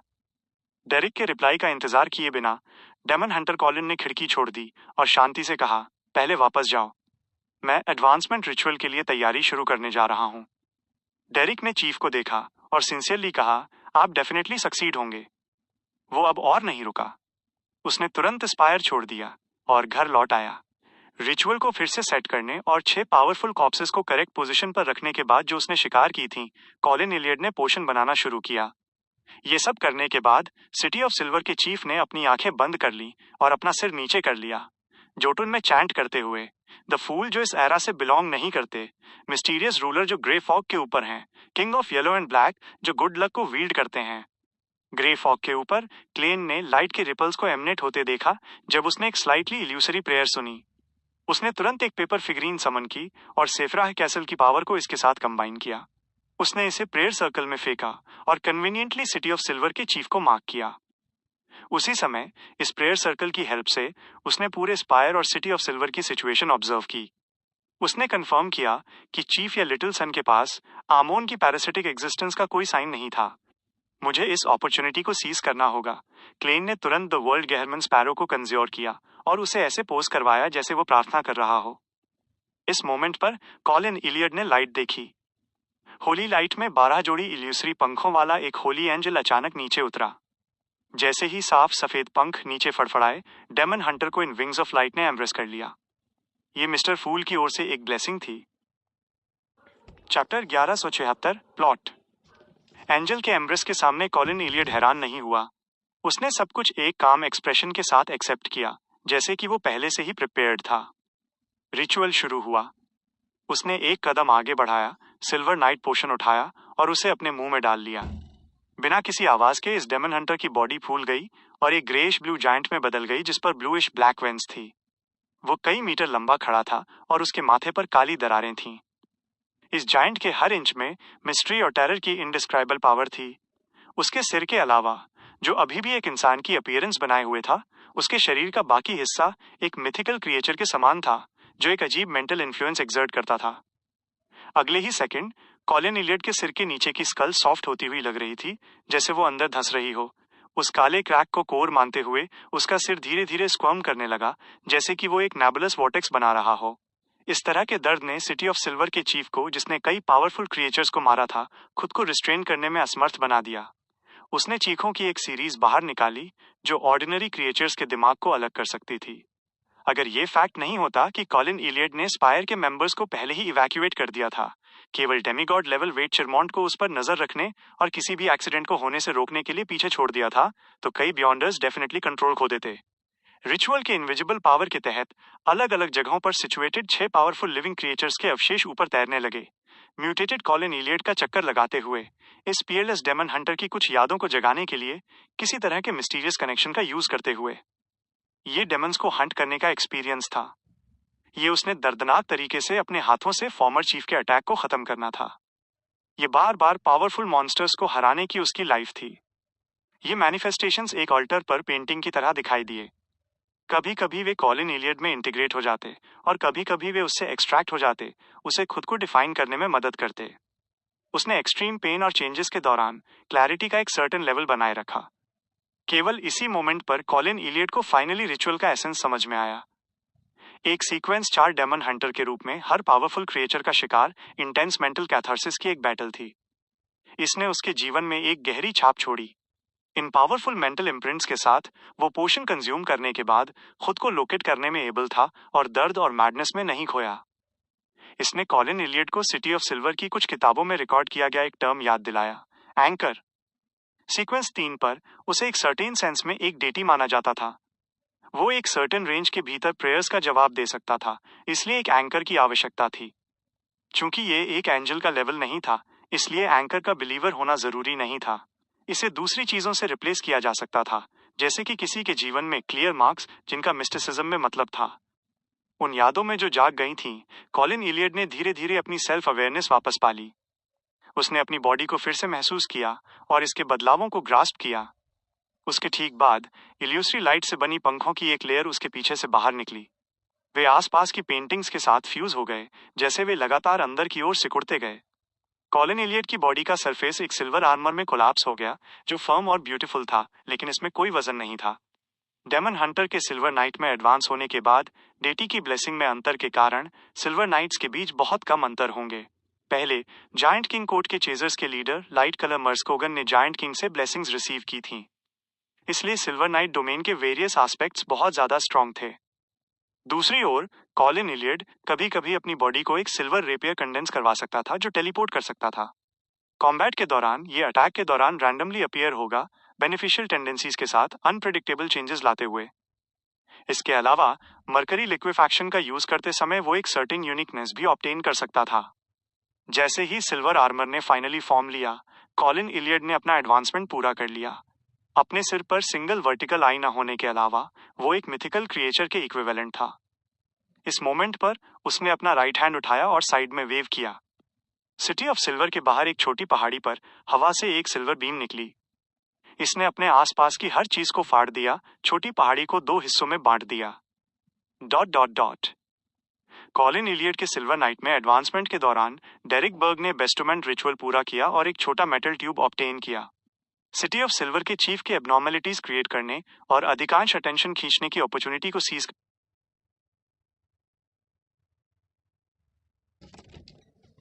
वॉइड से एक बुलेट और डेथ नेल समन किया था। उसके ठीक बाद उसने एडवांस में एक डिविनेशन किया, ये कंफर्म करते हुए कि लिटिल सन के आसपास आमोन के पैरासाइट्स का कोई साइन नहीं था। बिना किसी हेसिटेशन के उसने रिवॉल्वर का सिलेंडर खोला और उसमें डिसीट बुलेट डाल दी। पा अपने राइट हैंड के एक शेक के साथ उसने सिलेंडर बंद कर दिया और उस जगह पर निशाना लगाने के लिए मिस्टिसिज्म कनेक्शन का यूज किया जहां वो मरा था। बैंग। उसने शांति से ट्रिगर दबाया और एकमात्र बुलेट फायर की। उसी समय इस बियॉन्डर इफेक्ट का फायदा उठाते हुए उसने सेफिरा कैसल की पावर्स को मोबिलाइज किया। ग्रे फॉग एक बार फिर उबल गया, जिसमें उनके आसपास की स्पेस भी शामिल थी। एक मैजेस्टिक लेकिन थोड़ी डार्क एनर्जी एक टाइडल वेव की तरह बाहर निकली, बुलेट के चारों ओर लिपट गई, गैप से गुजर गई और रियल वर्ल्ड की ओर शूट हो गई। सेफिराह कैसल में लाइट अचानक कम हो गई। अपने डर और हॉरर को दबाते हुए क्लेन ने सडन डिसेंट की फीलिंग को सिमुलेट करने के लिए डेथ नेल के हिस्टोरिकल प्रोजेक्शन का यूज किया। वो उस क्रिम्सन स्टार की ओर कूद गया जो द सन को रिप्रेजेंट करता था और अपने खून के छोटे ट्यूब की ओर कूद गया। डेरिक बर्ग के सामने का अंधेरा अचानक डार्क हो गया, जैसे कि कमरे में मोमबत्तियां राख में जल गई हों। सिटी ऑफ सिल्वर के रेजिडेंट्स के लिए ये कोई अच्छी बात नहीं थी। डेरिक की आंखें तुरंत सूरज की रोशनी से चमक उठीं। उस मोमेंट पर लाइट के टुकड़े डीप डार्कनेस से बाहर निकले जैसे ट्रांसपेरेंट स्क्वामिंग वॉर्म्स। मेटल ट्यूब जो डेरिक ने रिसीव किया था वो ऑटोमेटिकली टूट गया, क्योंकि फ्रेश लाल खून इसमें से बाहर निकला और खुद को हवा में सस्पेंड कर लिया। ये अलग नहीं हुआ, बल्कि लाइट के फ्रेगमेंट्स के साथ मर्ज हो गया। सिर्फ 2 या 3 सेकंड में ये लाइट फ्रेगमेंट्स एक में कंडेंस हो गए, लाइट की एक बड़ी बॉयल बनाते हुए। स्फेरिकल लाइट बॉल फैली और बदल गई, जल्दी से एक फिगर बना रही थी। फिगर की एक डीप आउटलाइन और एक कोल्ड एक्सप्रेशन था। उसने एक सिल्क हाफ टॉप हैट और एक ब्लैक कोट पहना था, जबकि एक ब्लैक आयरन ब्लैक रिवॉल्वर पकड़े हुए था। वो कोई और नहीं बल्कि गहरमन स्पैरो था। सक्सेसफुली मिस्टिसिज्म के लॉस को धोखा देने के बाद क्लेन ने अपने रिसरेक्शन को पूरा करने के लिए अपने पुराने खून की मदद ली। बिना किसी इंट्रोडक्शन की जरूरत के डेरिक ने अपने स्पेशल टेम्परमेंट के जरिए विजिटर को पहले ही पहचान लिया था। एक पल के लिए स्टन होने के बाद उसने इंस्टिंक्टिवली एक अनकंट्रोलेबल स्माइल रिवील की। Mister world. क्लेन ने अपना सिर थोड़ा उठाया और लिटिल सन को देखा, जो लंबा हो गया लग रहा था। उसने सबकॉन्शियसली बाहर पहुंचकर अपनी टॉप हैट को दबाया। उसने फिर जेंटली सिर हिलाया और कहा, मैं इस पीरियड ऑफ टाइम के दौरान forsaken land of the gods में रहूंगा। हालांकि मुझे अभी जाना होगा। मैं आमोन को सिटी ऑफ सिल्वर में ल्योर नहीं कर सकता। अगर फ्यूचर में कोई चांस मिला तो मैं तुम्हारे साथ कोऑपरेट करूंगा। मिस्टर वर्ल्ड का मतलब समझकर डेरिक ने जोर से सिर हिलाया और कहा, ऑल राइट। जैसे ही क्लेन ने अपना राइट हैंड उठाया और फ्लेमिंग जंप के साथ जाने के लिए अपनी उंगलियां चटकाने वाला था, डेरिक ने उसे देखा और अचानक कमरे में स्टोरेज कैबिनेट की ओर इशारा किया। मिस्टर वर्ल्ड, क्या आपको अपने साथ कुछ खाना ले जाने की जरूरत है? वहां मशरूम्स हैं जो दूध प्रोड्यूस कर सकते हैं। क्लेन ने खुद को कंट्रोल किया, अपने मुंह के कोनों को फड़कने नहीं दिया। उसने अपना कोल्ड एटीट्यूड बनाए रखा और कहा, मैं दूध नहीं पीता। जैसे ही उसने बोलना खत्म किया, उसने अपनी उंगलियां चटकाई, जिससे उसकी पॉकेट से एक स्कारलेट फ्लेम निकली जो पानी की तरह उसके चारों ओर लिपट गई। आग गिरते हुए तारों की तरह जल्दी से डिसिपेट हो गई और क्लेन का फिगर डेरिक बर्ग के कमरे से गायब हो गया। सिटी ऑफ सिल्वर के बाहर एक डिफॉर्म जंगल में लपटें लगातार फ्लैश हुई, जो नॉर्थ की ओर जाने वाले मूव्स तक फैली। जब उसने सचमुच सिटी ऑफ सिल्वर छोड़ दिया, तब क्लेन ने अपने फुटस्टेप्स धीमे किए और हिस्टोरिकल वॉइड से एक लालटेन समन की। उसने लंबे समय से एक्सपेक्ट किया था कि रिवाइवल प्रोसेस इतना स्मूथली चलेगा। आखिरकार एक बार जब उसे करेक्ट सोल्यूशन मिल गया, तो कोई तरीका नहीं था कि आमोन उसे रोक सके। सिटी ऑफ सिल्वर में आमोन के पास सीक्वेंस 4 या 3 लेवल पर केवल कुछ ही अवतार थे, इसलिए क्लेन उन्हें लोकेट करने और समय से पहले एलिमिनेट करने के लिए अपनी ट्रू विजन का यूज कर सकता था। और अगर वे सीक्वेंस 2 लेवल पर एक अवतार फॉर्म कर सकते, तो क्लेन, जिसने सेफिरा कैसल का इनिशियल कंट्रोल हासिल कर लिया था, एक एंजल की पावर पर पावर स्टिल कर सकता था, जिससे उसे ग्रे फॉग के ऊपर रहते हुए ऐसे अवतार से आसानी से लड़ने की अनुमति मिलती, और वो अनडिफिएटेबल रहेगा क्योंकि उस पर अटैक नहीं किया जा सकता था। उसके पास अपने ओपोनेंट को हराने का कॉन्फिडेंस था। अगर आमोन अपनी ट्रू बॉडी को सिटी ऑफ सिल्वर में मूव करता, तो क्लेन अपनी ओरिजिनल जगह पर रिवाइव करना चुन सकता था। Chapter 1177 substitute. गहरे रेविन से भरे डेसोलेट मूर्स पर आमोन अलग अलग जगहों पर खड़ा था। उन्होंने अपने मुंह खोले और जोटुन में चैंट किया, स्पिरिट वर्ल्ड और सेफिराह कैसल के ब्लेस्ड, एंशियंट टाइम से स्टेमिंग मिस्ट्री, एक्सटेंडेड हिस्ट्री का witness, protector of Backlund magic and drama performers, the great Gehrman Sparrow. ये आवाजें लेयर्ड थीं, जैसे वे वॉइड में बोर हो रही थीं, जैसे कि वे एक इन्फिनिट डिस्टेंस तक फैली हुई थीं। 10 सेकंड बाद सभी उन्होंने अपने क्रिस्टल मोनोकल्स को अलग अलग तरीके से एडजस्ट किया और धीरे से हंसे। उसने इसे सचमुच जल्दी बदल दिया। अगर गेहरमन स्पैरो अभी भी ऑटोमेटिकली इस ऑनरिफिक नेम को रिस्पॉन्ड कर रहा होता, तो वे तब दूसरी पार्टी की लोकेशन डिटरमिन करने के लिए इस अपॉर्चुनिटी का यूज कर सकते थे और अपने टारगेट के ठीक बगल में अपीयर होने के लिए एक एरर क्रिएट कर सकते थे। Dot dot dot. उस डार्कनेस में जिसे समय समय पर लाइटनिंग द्वारा रोशन किया जाता था, हैट और कोट पहने क्लेन एक लालटेन पकड़े हुए मॉडरेट पेस से नॉर्थ की ओर बढ़ा। एक प्रेयर है। आमोन गेहरमन स्पैरो का ऑनरिफिक नेम यूज कर रहा है। इसका मतलब है कि कई सारे आमोन मुझसे ज्यादा दूर नहीं हैं, लेकिन सिटी ऑफ सिल्वर में उसके पैरासाइट्स नहीं हैं। वे सराउंडिंग पेट्रोल टीम्स में हैं या कुछ अनएक्सपेक्टेड क्रिएचर्स में। जैसे ही वो चला, क्लेन ने अचानक अपना सिर घुमाया और कुछ सेकंड के लिए ध्यान से सुना। इस मामले के रिगार्डिंग वो बल्कि खुश था कि वो काफी कॉशियस था।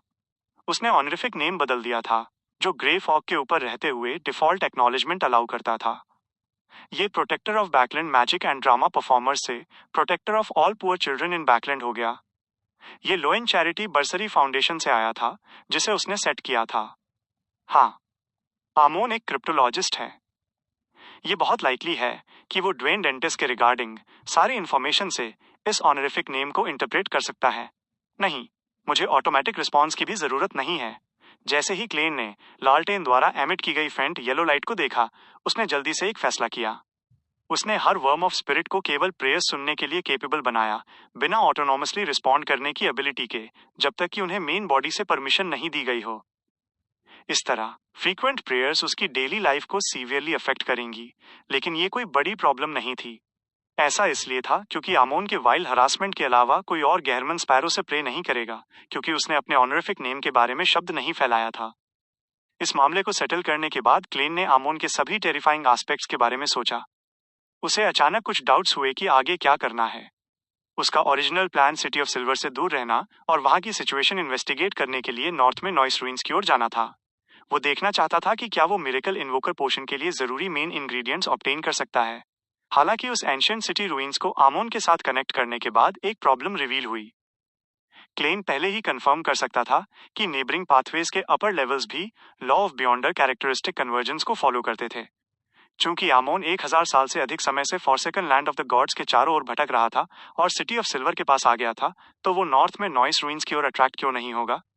सिटी ऑफ सिल्वर के चीफ के एंटर करने की हिम्मत न करने के लिए इसका मतलब है कि नॉइस सिटी में पावर डेफिनेटली एक एंजल के लेवल तक पहुंच गई है। आमोन इसे इग्नोर नहीं करेगा। वो शायद नेबरिंग पाथवे की इतनी हाई लेवल बियॉन्डर कैरेक्टरिस्टिक को डायरेक्टली खाने की हिम्मत न करे, लेकिन ये उसे एक ट्रैप सेट करने से नहीं रोकता है। भले ही उसने पास्ट में ऐसा नहीं किया हो, वो अब डेफिनेटली वहां रश कर रहा होगा। ऑफ कोर्स, मैं इस पॉसिबिलिटी को एक्सक्लूड नहीं कर सकता कि आमोन ने अभी तक इसे डिस्कवर नहीं किया है, क्योंकि सिटी ऑफ सिल्वर चीफ की पहली विजिट के दौरान नॉइस रूइंस डेंजरस नहीं थे। शायद वो पावर जो एंजल लेवल पर आई थी, वो बाद में नॉइस रूइंस में आई।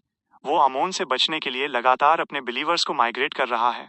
अपने थॉट्स के बीच क्लेन को एंशिएंट सिटी के लिए नॉर्थ वेस्ट जाने के बारे में थोड़ा डर लगा। उसने ये देखने के लिए पहले ये देखने का फैसला किया कि क्या मिरेकल इन्वोकर पोशन के मेन इंग्रेडिएंट को ऑब्टेन करने के कोई और तरीके हैं, इससे पहले कि ये कंसीडर किया जाए कि क्या उसे ऑब्जर्व करने और कुछ इंटेल गैदर करने के लिए नॉइस रूइंस की पेरिफेरी की ओर जाना चाहिए। ये ध्यान में रखते हुए वो ओकेजनली लाइटनिंग द्वारा गाइड किए गए अपने ब्लैक कोट और हाफ टॉप हैट में एक टॉल टावर के मलबे की ओर चला। रास्ते में डिम येलो लाइट के बाहर डेंजरस डार्कनेस में मॉन्स्टर्स लाइन में लग गए और चुपचाप उसका पीछा किया। वे पहले से ही उसकी मैरियनेट्स थे। उनकी तुलना में सीर पाथवे के सेंट्स और भी बिजार और टेरिफाइंग थे। जैसे ही वे चले, लिम्स वाली मछली की तरह दिखने वाले मॉन्स्टर्स में से एक ने अचानक जोटुन में चैंट किया, the sun that is eternal, you are an inextinguishable light, you are the embodiment of order. जिस मोमेंट इसने 3 लाइन ऑनरिफिक नेम रिसाइट करना खत्म किया, मॉन्स्टर जमीन पर गिर गया और अपनी जान गंवा बैठा। डेटीज के ऑनरिफिक नेम अक्सर 3 लाइन्स तक लिमिटेड नहीं थे, लेकिन चैंट करते समय कोई भी 3 चुन सकता था। उदाहरण के लिए एटर्नल ब्लेजिंग सन का complete honorific name eternal blazing sun, inextinguishable light, embodiment of order, god of contracts, guardian of businesses था। और अभी क्लेन ने पहले 3 का यूज किया था। इस मेथड के साथ उसने Lord of storms, God of knowledge and wisdom और एवरनाइट गॉडेस से प्रेयर की एक सर्टेन रिस्पॉन्स रिसीव करने की उम्मीद करते हुए। हालांकि 15 मिनट बाद भी उसकी सराउंडिंग्स में कोई बदलाव नहीं हुआ। Forsaken land of the gods में एक सीक्वेंस 0 ट्रू डेटी से प्रेयर करना बेकार है जब तक कि टारगेट ट्रू क्रिएटर ना हो या कोई ऐसा एग्जिस्टेंस जो सेफिरा कैसल या केओस सी जैसी चीजों को वील्ड करता हो। ये सही नहीं है। आफ्टरनून टाउन में उस क्लर्जीमैन ने गॉडेस का ट्रू नेम कंसील किया था जब इसे कहा गया था। जब उसने फोर्थ किंग ऑफ एंजल्स को मेंशन किया तो उसे डेटीज के इन्वॉल्वमेंट के कारण इमोलेशन सफर करना पड़ा। शायद ऐसा इसलिए है क्योंकि forsaken land of the gods में अभी भी सभी प्रकार की डिवाइन पावर है, न कि केवल कंसीलमेंट और डिजेनरेशन। और डिफरेंट डेटीज के ट्रू नेम्स का मिस्टिसिज्म में प्रत्येक का स्पेशल मीनिंग है जो इसे कोरिस्पॉन्डिंग पावर्स को स्टिर करने की अनुमति देता है। इस तरह ये एक्सप्लेन करेगा कि सिटी ऑफ सिल्वर बादेल और हेरा बिर्जन के 2 ट्रू नेम्स क्यों सिखा रहा है, लेकिन उन्होंने गॉड ऑफ कॉम्बैट या God of knowledge and wisdom के साथ कोई कनेक्शन एस्टैब्लिश नहीं किया। Forsaken land of the gods में प्रेयर्स ट्रू डेटीज द्वारा नहीं सुनी जाती हैं, या अगर वे उन्हें सुन भी सकते हैं तो वे रिस्पॉन्ड करने में अनेबल हैं। इसका मतलब ये भी है कि गॉड ऑफ कॉम्बैट या गॉड ऑफ नॉलेज की कोई रेमनेंट पावर्स नहीं है, वरना सर्टेन एनोमलीज हुई होती। हाँ, ये भी पॉसिबल है कि ऐसा इसलिए नहीं है क्योंकि कोई एनोमलीज नहीं है, बल्कि ये कि सिटी ऑफ सिल्वर में 2 ग्रेड 0 सील्ड आर्टिफैक्ट्स, वो गॉड लेवल सील्ड आर्टिफैक्ट्स ने उन्हें एलिमिनेट कर दिया है। उस केस में अगर मैं गॉडेस का ट्रू नेम डायरेक्टली चैंट करूं तो क्या मैं सराउंडिंग डार्कनेस और कंसीलमेंट को स्टिर करूंगा? अगर इस तरह की पावर को कंट्रोल किया जा सकता है तो मेरे पास आमोन द्वारा ट्रैक किए जाने पर एक एडिशनल इफेक्टिव ट्रम्प कार्ड होगा। एक डेटी का ट्रू नेम डायरेक्टली चैंट करना ब्लेस्फेमी का एक एक्ट है और इसका रिजल्ट कोरेस्पॉन्डिंग बैकलैश में होगा, बिल्कुल आफ्टरनून टाउन के क्लर्जीमैन की तरह। अपने लॉजिक और उस फेनोमेनन के आधार पर जो उसने देखा था, क्लेन करंट सिचुएशन पर एक थ्योरी के साथ आया। वो उन सभी डेटीज के ट्रू नेम्स को पढ़ने के लिए उत्सुक था जिन्हें वो जानता था, एक एक करके और उनके इफेक्ट्स चेक करने के लिए। अंत में उसने खुद को रिस्ट्रेन किया और अटैम्प्ट्स ब्लाइंडली नहीं किए। मुझे पहले डिविनेशन करने के लिए ग्रे फॉग के ऊपर जाना चाहिए, वरना कौन जानता है कि कोई अनबियरेबल एक्सीडेंट होगा। डेटीज को इन्वॉल्व करने वाली डिविनेशन शायद एक क्लियर रेवलेशन ना दे। थोड़ी देर के लिए मन ही मन बड़बड़ाने के बाद क्लेन ने अपनी इंपल्सिवनेस पर स्कॉफ किया। मेरा पिछला प्लान मौत को कोट करने के समान था। मैं 2 दिनों से मौत को कोट नहीं कर रहा हूं। मैं आज इसे सीरियसली करूंगा। उस मोमेंट पर वो पहले ही एक कोलैप्स टावर पर पहुंच चुका था। वो एक दीवार के पास बैठ गया जो केवल आधी काटी गई थी। उसने हिस्टोरिकल वॉइड से एक पेपर क्रेन निकालने के लिए हाथ बढ़ाया और उसने इसे जला दिया। वो देखना चाहता था कि क्या वो snake of fate Will Auceptin सेरेस से कांटेक्ट कर सकता है अगर कोई मीडियम हो। वो जानना चाहता था कि वो मिरेकल इन्वोकर पोशन के मेन इंग्रेडिएंट्स कहां ऑब्टेन कर सकता है। लालटेन की अपनी तीसरी समनिंग की इल्यूमिनेशन के नीचे क्लेन गहरी नींद में गिर गया, लेकिन उसने कुछ भी सपना नहीं देखा। इंडीड, ये काम नहीं करता। जागने के बाद क्लेन ने अपना सिर हिलाया और अपनी बॉडी को हिस्टोरिकल वॉइड में एंटर करने दिया। उसके बाद उसने काउंटर क्लॉकवाइज 4 कदम उठाए और ग्रे फॉग के ऊपर आ गया। द फूल की सीट पर बैठकर उसने जंक पाइल से एक छोटा पेपर बॉक्स मंगाया। अंदर पेपर क्रेन्स का एक स्टैक था। ये एक सर्टेन बेबी द्वारा पर्सनली फोल्ड किए गए थे। उसी समय द वर्ल्ड गेहरमन स्पैरो कंज्योर किया गया। उसने ग्रेइश व्हाइट रीजन में मिस्टर फूल से प्रे की और उनसे मिस जस्टिस को अपनी रिक्वेस्ट फॉरवर्ड करने का अनुरोध किया, ये कहते हुए कि यह एक्ट उन्हें मैनिपुलेटर पोशन फॉर्मूला के एक्सचेंज के लिए कंट्रीब्यूशंस करने की अनुमति दे सकता है। ऑफ कोर्स क्लेन ने पहले ही रिवील कर दिया था कि पोशन को एक ह्यूज इमोशनल रेजोनेंस के बीच कंज्यूम करने की जरूरत थी। ... बैकलैंड एम्प्रेस बरो हॉल फैमिली के लग्जरियस मैंशन के अंदर ऑड्रे एक बार फिर अपने बेडरूम में लौटी और पेपर क्रेन ऑब्टेन करने के लिए एक बेस्टोमेंट रिचुअल सेटअप किया। उसने एक पतली पेंसिल उठाई और पेपर क्रेन के सरफेस पर लिखा, ड्वेन डेंटिस ने आपसे मुझसे मिलने की रिक्वेस्ट की है। अपनी प्रिपरेशंस पूरी करने के बाद ऑड्रे ने मिस्टर वर्ल्ड के इंस्ट्रक्शंस फॉलो किए और सोने से पहले पेपर क्रेन को अपने तकिए के नीचे रख दिया। जल्द ही उसने एक पिच ब्लैक डेसोलेट प्लेन देखा। एक ड्रीम वॉकर के रूप में जिसे पहले ही खुद को हिंट्स दिए गए थे, उसने अपनी कॉन्शियसनेस बनाए रखी और स्ट्रॉन्ग क्यूरियोसिटी के साथ प्लेन्स के बीच में ब्लैक स्टीपल की ओर चली। जैसे ही वो अपनी डेस्टिनेशन पर पहुंची, ऑड्रे की स्पिरिचुअल परसेप्शन ट्रिगर हो गई। उसने अपना सिर उठाया और स्टीपल के टॉप पर देखा। किसी समय वहां एक जाइंट सिल्वर स्नेक कॉइल्ड था। इस जाइंटिक स्नेक के कोई स्केल्स नहीं थे। इसकी बॉडी सिंबल्स और पैटर्न्स से कवर्ड थी जो व्हील्स बनाते थे, जो एक दूसरे से कनेक्टेड थे डिफरेंट लेबल्स के साथ। उस मोमेंट पर जाइंटिक स्नेक ऑड्रे को अपनी ब्राइट रेड और कोल्ड आंखों से घूर रहा था। इसने धीमी आवाज में कहा, ड्वेन डेंटिस क्या चाहता है? ये फेट पाथवे का एंजल है जिसने मैम हर्मिट को खून की एक बूंद दी थी। ऑड्रे ने अपने थॉट्स कंट्रोल किए और शांति से जाइंटिक स्नेक को देखा। उसने ईमानदारी से कहा, वो चाहते थे कि मैं आपसे पूछूं कि वो मिरेकल इन्वोकर पोशन का मेन इंग्रेडिएंट कहां ऑब्टेन कर सकते हैं। जाइंटिक सिल्वर स्नेक अचानक कुछ सेकंड के लिए चुप हो गया, इससे पहले कि उसने कहा, डिफरेंट पाथवेज में सीक्वेंस 2S की संख्या अलग अलग होती है। अटेंडेंट ऑफ मिस्ट्रीज का कोटा भरे होने की सिचुएशन में केवल कुल 6 मिरेकल इन्वोकर हो सकते हैं। एक मिरेकल इन्वोकर सीक्वेंस 2 पोशन का नाम है मिस्टर वर्ल्ड एंजल बनने वाले हैं। या क्या वो अपने पार्टनर के लिए प्रिपरेशंस कर रहे हैं? नहीं, अगर ये एक कंपेनियन है तो वो उन्हें उनसे खुद पूछने के लिए कह सकते हैं। ऑड्रे पहले अलार्म्ड हुई, इससे पहले कि वो मिस्टीरियस सर्पेंट के जवाब को देखने के लिए उत्सुक होने लगी। Chapter 1178 I have a blessed.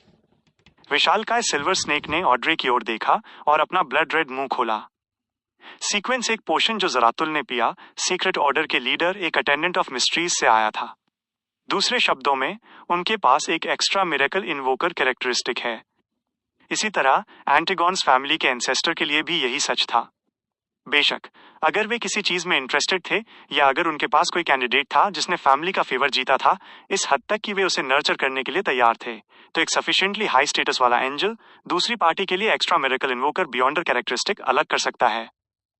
तीसरी मिरेकल इन्वोकर की बियॉन्डर कैरेक्टरिस्टिक मिस्टीरियस ओरिजिन्स की एक कैरेक्टरिस्टिक के साथ कंबाइन हो गई थी।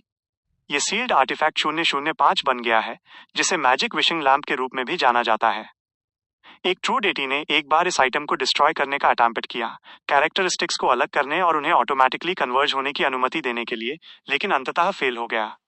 चौथी और पांचवी मिरेकल इन्वोकर बियॉन्डर कैरेक्टरिस्टिक्स एक ग्रेड 0 सील्ड आर्टिफैक्ट के फॉर्म में है, जो एटर्नल ब्लेजिंग सन और लॉर्ड ऑफ स्टॉर्म्स के चर्चेज में एग्जिस्ट करती हैं। उनमें से एक का नाम 0-13 है। ये थर्ड एपोच के क्रिएटर से आता है, जिसे द लास्ट बैंक्वेट के रूप में डेजिग्नेट किया गया है। दूसरा कोडनेम 0-32 है, वॉर ऑफ द 4 एम्पर्स का एक प्रोडक्ट, जिसे theatre with curtains that never draw के रूप में डेजिग्नेट किया गया है। छठी miracle invoker beyonder characteristic forsaken land of the gods में हो सकती है। थर्ड एपोच के दौरान एक रेमनेंट डार्क डेमोनिक वुल्फ था जो ओकेजनली अपीयर होता था। कैटेक्लिज्म के बाद वो बिना किसी ट्रेस के गायब हो गया। ऑड्रे ने ध्यान से सुना और कहने से पहले एक मोमेंट के लिए केयरफुली सोचा। आप कह रहे हैं कि उस सिचुएशन के अंदर जहां अटेंडेंट ऑफ मिस्ट्रीज के स्पॉट्स भरे हुए हैं, कुल केवल 6 मिरेकल इन्वोकर हो सकते हैं। और अब आपने केवल सीक्रेट ऑर्डर के लीडर जरातुल और एंटिगोनस फैमिली के एंसेस्टर को मेंशन किया, लेकिन स्पॉट्स भरे हुए नहीं लगते। ऐसी सिचुएशन में एक extra miracle invoker beyonder characteristic हो सकती है। ये इन्फॉर्मेशन नहीं थी जो द वर्ल्ड गहरमन स्पैरो ने उसे एडवांस में इन्फॉर्म की थी।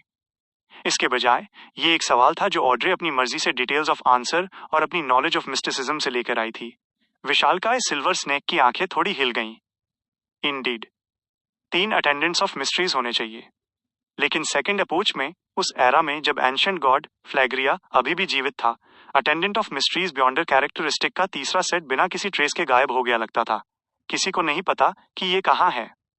इसी तरह corresponding miracle invoker beyonder characteristic के लिए भी शायद ये पहले से ही कंबाइन हो गया है और खुद को छिपाने के लिए एक सफिशिएंटली कंसील्ड मेथड मिल गया है। ऑड्रे ने जेंटली नोट किया और कहा, मैं समझ गई, मैं मिस्टर ड्वेन डेंटिस को इन्फॉर्मेशन पास कर दूंगी। ओह, उन्होंने मुझे आपसे ये पूछने के लिए भी कहा कि क्या आपको किसी चीज में उनकी हेल्प की नीड है। विशालकाय सिल्वर स्नेक ऊपर फिसला और उसके शरीर का 1/3 हिस्सा खड़ा हो गया। नहीं, एक छोटा सा मैटर। हाँ, मेरे पास एक ब्लेस्ड है जो एक आउटस्टैंडिंग गॉर्मेट है। उसकी वेरियस नोबल फैमिलीज से आइसक्रीम टेस्ट करने की डिजायर है, ताकि सबसे डिलीशियस वाली डिटर्मिन की जा सके। ये रिक्वेस्ट मिस्टर स्नेक, वो शायद ये मैम स्नेक हैं, सचमुच अपने ब्लेस्ड के लिए अच्छी हैं। उनका टोन ऐसा है जैसे वो इंतजार नहीं कर सकते। ये बहुत सिंपल है। मैं मिस्टर वर्ल्ड की ओर से हेल्प करने के लिए एग्री कर सकती हूँ और इसे अपने दम पर कंप्लीट कर सकती हूँ। मैं इसे बस सफिशिएंट कंट्रीब्यूशंस एक्यूमुलेट करने के रूप में ट्रीट करूंगी, जो पोशन फॉर्मूला एक्सचेंज करने के लिए नीडेड है। ऑड्रे ने थॉटफुली कहा, नो प्रॉब्लम, लेकिन मैं उसे आइसक्रीम कैसे भेजूं? विशालकाय सिल्वर स्नेक धीरे से कॉइल हुआ और बोला, उसे सैक्रिफाइस कर दो। वो पहले से ही एक सीक्वेंस 3 सेंट है और उसी शहर में सैक्रिफाइसेस एक्सेप्ट कर सकता है। उसका ऑनरिफिक नेम है the embodiment of luck, the clairvoyant monster, the calamity that spreads misfortune, the witness of all fates in Backlund, the keeper of chaos and madness. इस ऑनरिफिक नेम और एक normal sequence 3 के बीच एक difference है, and में कोई नाम नहीं है। ऑड्रे की आंखें थोड़ी इधर उधर घूमी, लेकिन उसने आगे कुछ नहीं कहा और एग्रीमेंट में नोट किया। Keeper of chaos and madness. Will का लास्ट ऑनरिफिक नेम काफी इंटरेस्टिंग है। ये स्नेक ऑफ फेट का ऑनरिफिक नेम नहीं होना चाहिए, बल्कि कुछ ऐसा जो उन्होंने यूज किया जब वो सीक्वेंस 3 पर थे। कुछ ट्वीक्स बाद में किए गए थे। मॉन्स्टर पाथवे केओस और मैडनेस पर वॉच रखता है। या क्या ये कहा जा सकता है कि इस दुनिया में फेट के लिए भी लोअर सीक्वेंसेस केओस और मैडनेस में है? मॉन्स्टर्स ये सब रजिस्ट करने के लिए कड़ी मेहनत कर रहे हैं, सब कुछ नॉर्मल बनाने के लिए। क्लेन ने मिस जस्टिस का आंसर सुना। उसे विल ऑसेप्टिन का आइसक्रीम के लिए रिक्वेस्ट करना ऑड नहीं लगा। इसके बजाय उसे लाइफ स्कूल ऑफ थॉट के प्रेसिडेंट का ऑनरिफिक नेम रदर इंटरेस्टिंग लगा। हे, एक ब्लेस्ड होना। ये कहने जैसा है, मैं किसी को जानता हूं। क्या विल ये मुझसे सीखेंगे? नहीं, मेरे पास एक रियल ब्लेस्ड डैमेज है। बाद में मैं इस फेलो को मेरे लिए खाने के लिए कुछ सैक्रिफाइस करवाऊंगा।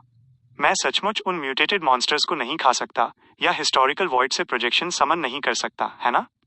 हाँ, अगर मेरे पास चांस है तो मैं लिटिल सन को उन्हें साथ में ट्राई करने के लिए इनवाइट करूंगा। मैं उसे फ्रैंक के मशरूम्स के साथ ऑब्सेस्ड नहीं होने दे सकता। वो विल को सर्व करने वाले ब्लेस्ड की संख्या डेफिनेटली मुझसे कम नहीं होगी। और भी हो सकती है। उनके पास huge life school of thought है। क्लेन ने द वर्ल्ड गेहरमन स्पैरो को कंज्योर किया और उसे मिस जस्टिस को रिप्लाई करने के लिए बनाया, ये इंडिकेट करते हुए कि आइसक्रीम ने काफी कंट्रीब्यूट किया।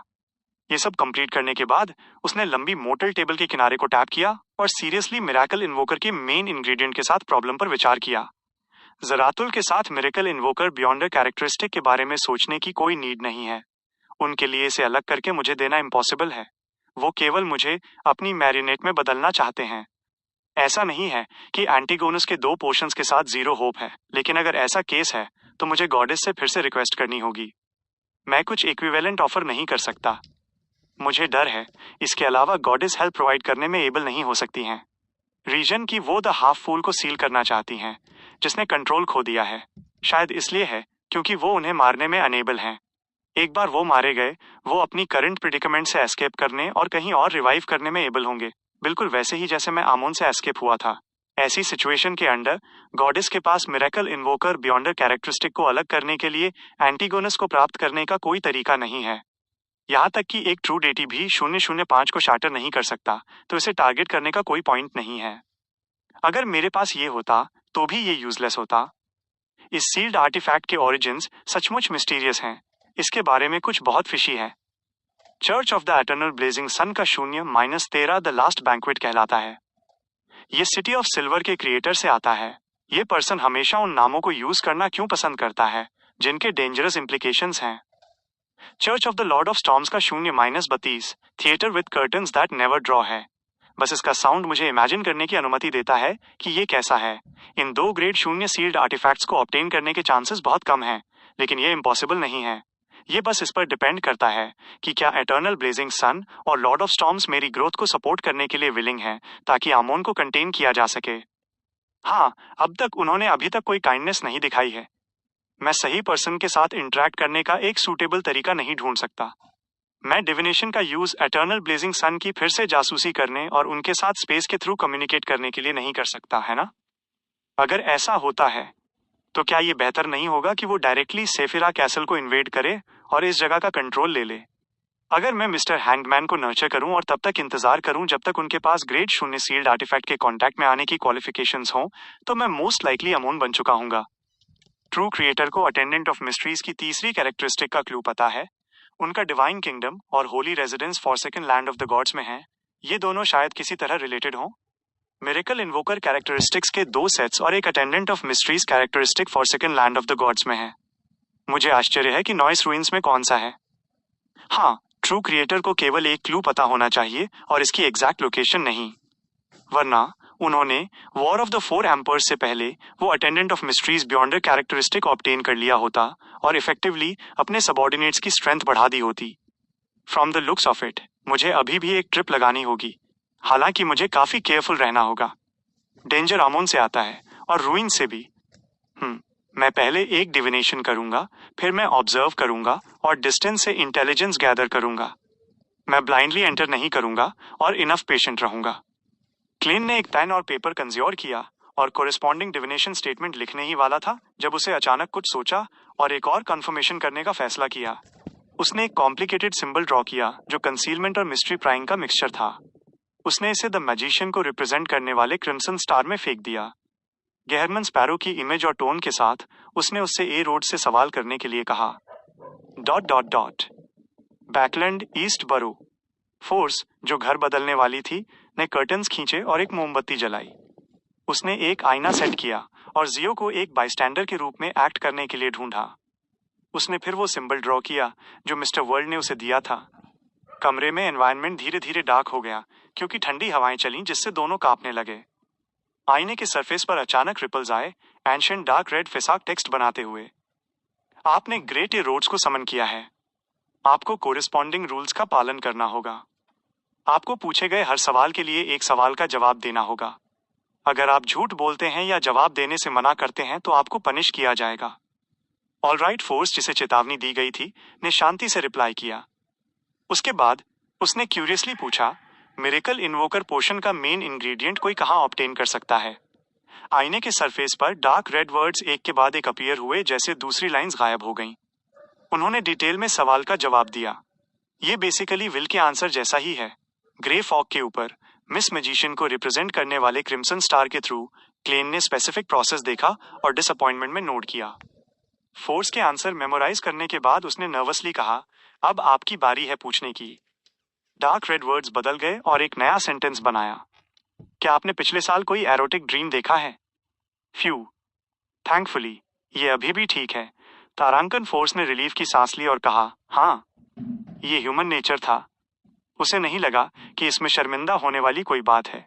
उसके बाद उसने दूसरा सवाल उठाया, क्या आपके पास मिरेकल इन्वोकर के मेन इंग्रेडिएंट ऑब्टेन करने के मामले में कोई सजेशंस हैं? ए रोड्स ने डार्क रेड टेक्स्ट डिस्पर्स कर दिया और नए वर्ड्स बनाने के लिए सिल्वर कलर्स यूज किए। अब्राहम फैमिली के पास अभी भी अप्रेंटिस पाथवे का सीक्वेंस, 2 प्लेन्सवॉकर पोशन फॉर्मूला है, साथ ही कोरिस्पॉन्डिंग पावरफुल सील्ड आर्टिफैक्ट्स भी। उनमें से कुल 2 अरोरा ऑर्डर के पास भी एक है।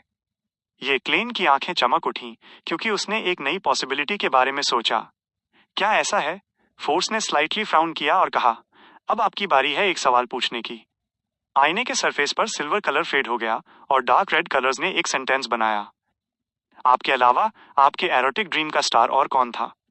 फोर्स का मुंह खुला रह गया और उसका चेहरा लाल हो गया। चैप्टर 1179, दोनों तरफ की तैयारियां। उस पल फोर्स के गाल जल रहे थे और वो अकड़ गई। उसने अपना सिर घुमाकर अपनी दोस्त की तरफ देखने की हिम्मत भी नहीं की। उसे एहसास हुआ कि उसने मैजिक मिरर की बॉटम लाइन को बहुत कम आंका था। कुछ पल हकलाने के बाद फोर्स ने मिस्टर वर्ल्ड का रिमाइंडर याद किया और अपनी आंखें बंद कर लीं। मैं पनिशमेंट एक्सेप्ट करना चुनती हूँ।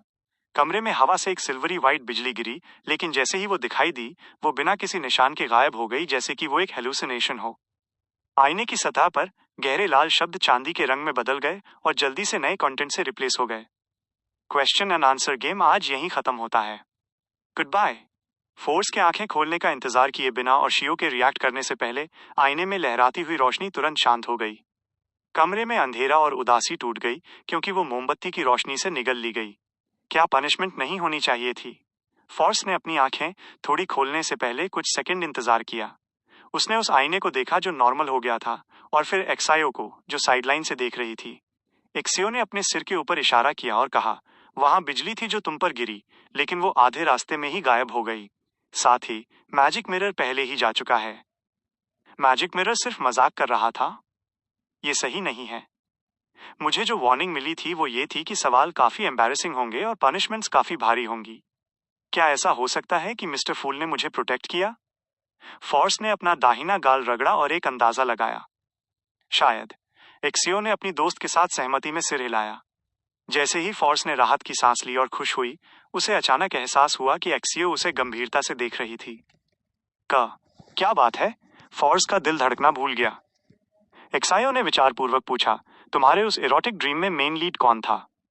हाँ, इतने पहले का सपना किसे याद रहेगा? इसके अलावा क्या सपने धुंधले और अनक्लियर नहीं होते? फॉर्स ने जबरदस्ती स्माइल की। एक्सियो ने संक्षेप में स्वीकार किया। अगर ऐसी बात है तो तुमने अभी वो जवाब क्यों नहीं दिया? मैं नर्वस थी। मैं बहुत नर्वस थी। फोर्स ने उस लगेज को देखा जिसे उसने पैक करना खत्म कर दिया था और कहा, हमारे मूव करने का समय आ गया है। मुझे फायरप्लेस की याद आ रही है। जैसे ही वो बोली, वो अपने लगेज की तरफ चली। तभी उसे एहसास हुआ कि कई बार नतीजा एक जैसा ही होता, चाहे वो मैजिक मिरर के सवाल का जवाब देती या नहीं। क्या यही सोशल डेथ है जिसका जिक्र गेरमन स्पैरो ने किया था? मैं सच में अपना सिर जमीन में गाड़ देना चाहती हूँ। फॉर्स ने अपने जलते हुए चेहरे और शर्मिंदा दिल को शांत करने की कोशिश में लगातार गहरी सांसें लीं। Dot dot dot. फॉग के ऊपर एंशियंट पैलेस में क्लाइंग ने सी गॉड सेप्टर को वापस कबाड़ के ढेर में फेंक दिया और एरोड्स की एक्टिंग पर स्कॉफ किया। ये जानते हुए भी कि मैं वो हूं जिसने उसे समन करने के लिए किसी को भेजा था, उसने ऐसा सवाल पूछने की हिम्मत की। केवल जब मैंने सजा रोक दी तो उसने जल्दी से अपना एटीट्यूड बदल दिया और घबराहट में चला गया। इसे मजा आया होगा।